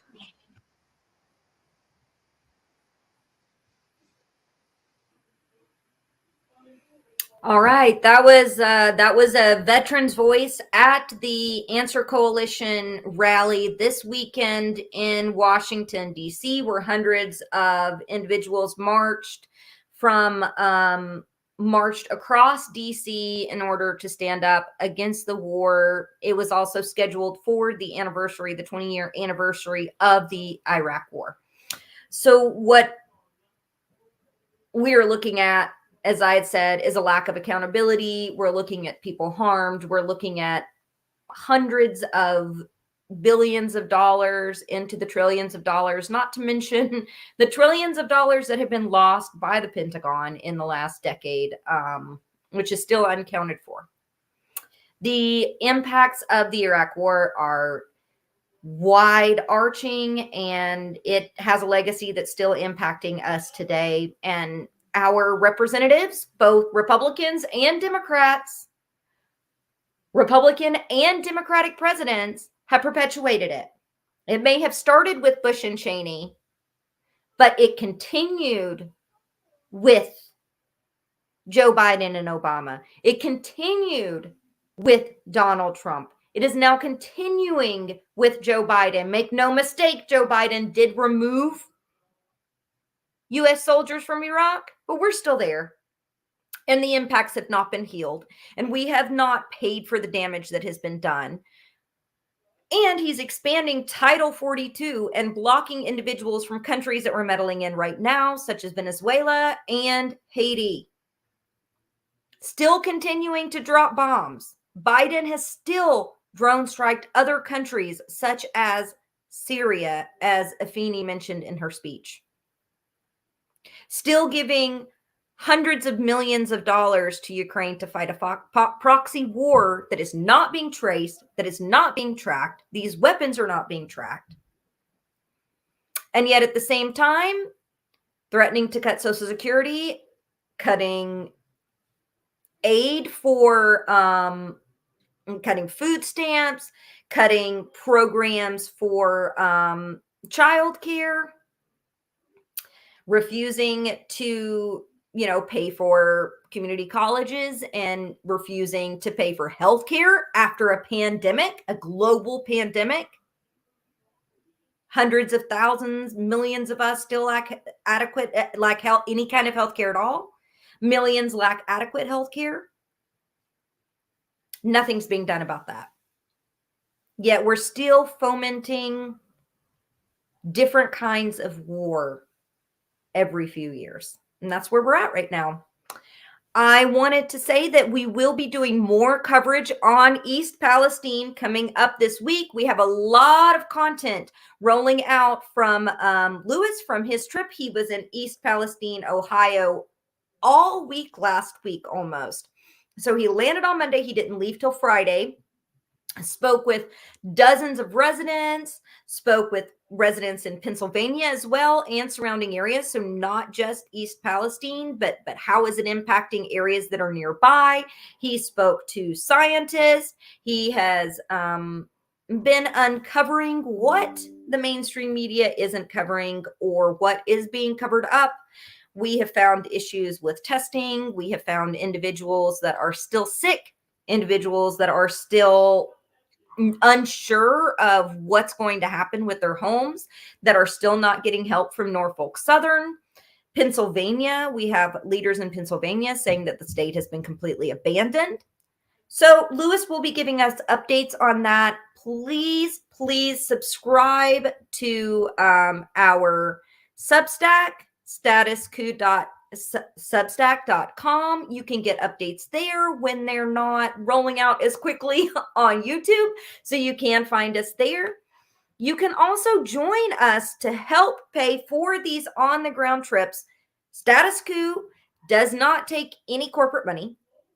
We don't, in the middle of our show, we're not talking about, what kind of supplements you can buy, or we're not pitching gold IRAs. So we're not bringing any revenue from advertising. As far as we have no advertising contracts, we're pitching you guys stuff in the middle of our shows. We only have our advertising that rolls in with our YouTube production. So we rely on donations and contributions from just regular working people.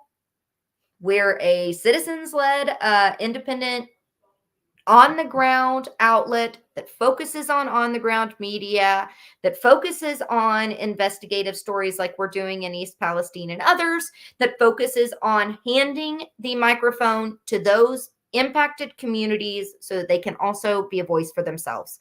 So go to statuscoup.com/join. It is not cheap to go on the road. It's actually very costly, and any little bit helps.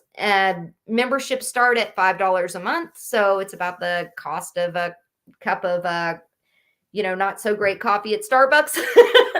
So yeah, you guys could sign up there. That would be a big help. And that would help us to get get Lewis back on the ground again, because we know that there's going to be more stories to cover across the country. We're already hearing about similar things as in East Palestine. I know that Jordan's trying to make his way back to Flint, Michigan, has been covering that for 6 years. So he's trying to get back there. So any help that you guys can give. I'm going to take a look at comments and let's see here. We had a really great crowd. Thank you so much. Chris Garrett says, go Lewis, go. Thank you for joining. Ray J says, take it to the streets.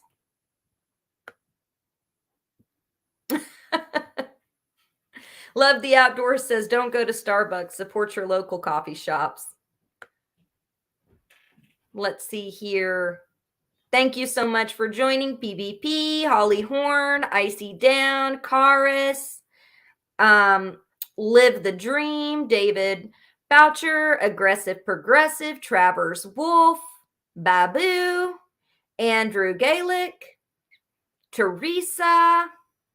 And thank you so much to our moderators who are always here with us every day, helping out in the background. Y'all are so appreciated. And as I said, again, if you can, Status Coup. Let's see. Let me get that link out for you.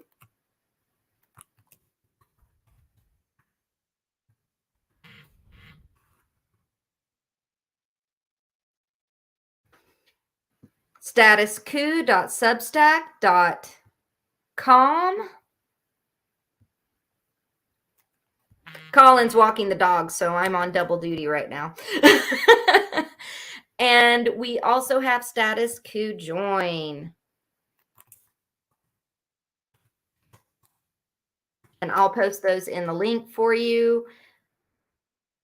And for those of you just tuning in, please join for the beginning of the video where Louis DeAngelis talks to 4 members of the of East Palestine, residents of East Palestine, about what has been happening in their communities. We had a lot of local questions, or we had a lot of questions come in from the local folks there. And it was a great conversation. So if you're interested in that, that starts at the beginning of the video. Thank you guys so much for joining. We'll see y'all tomorrow around this time. Have a good one.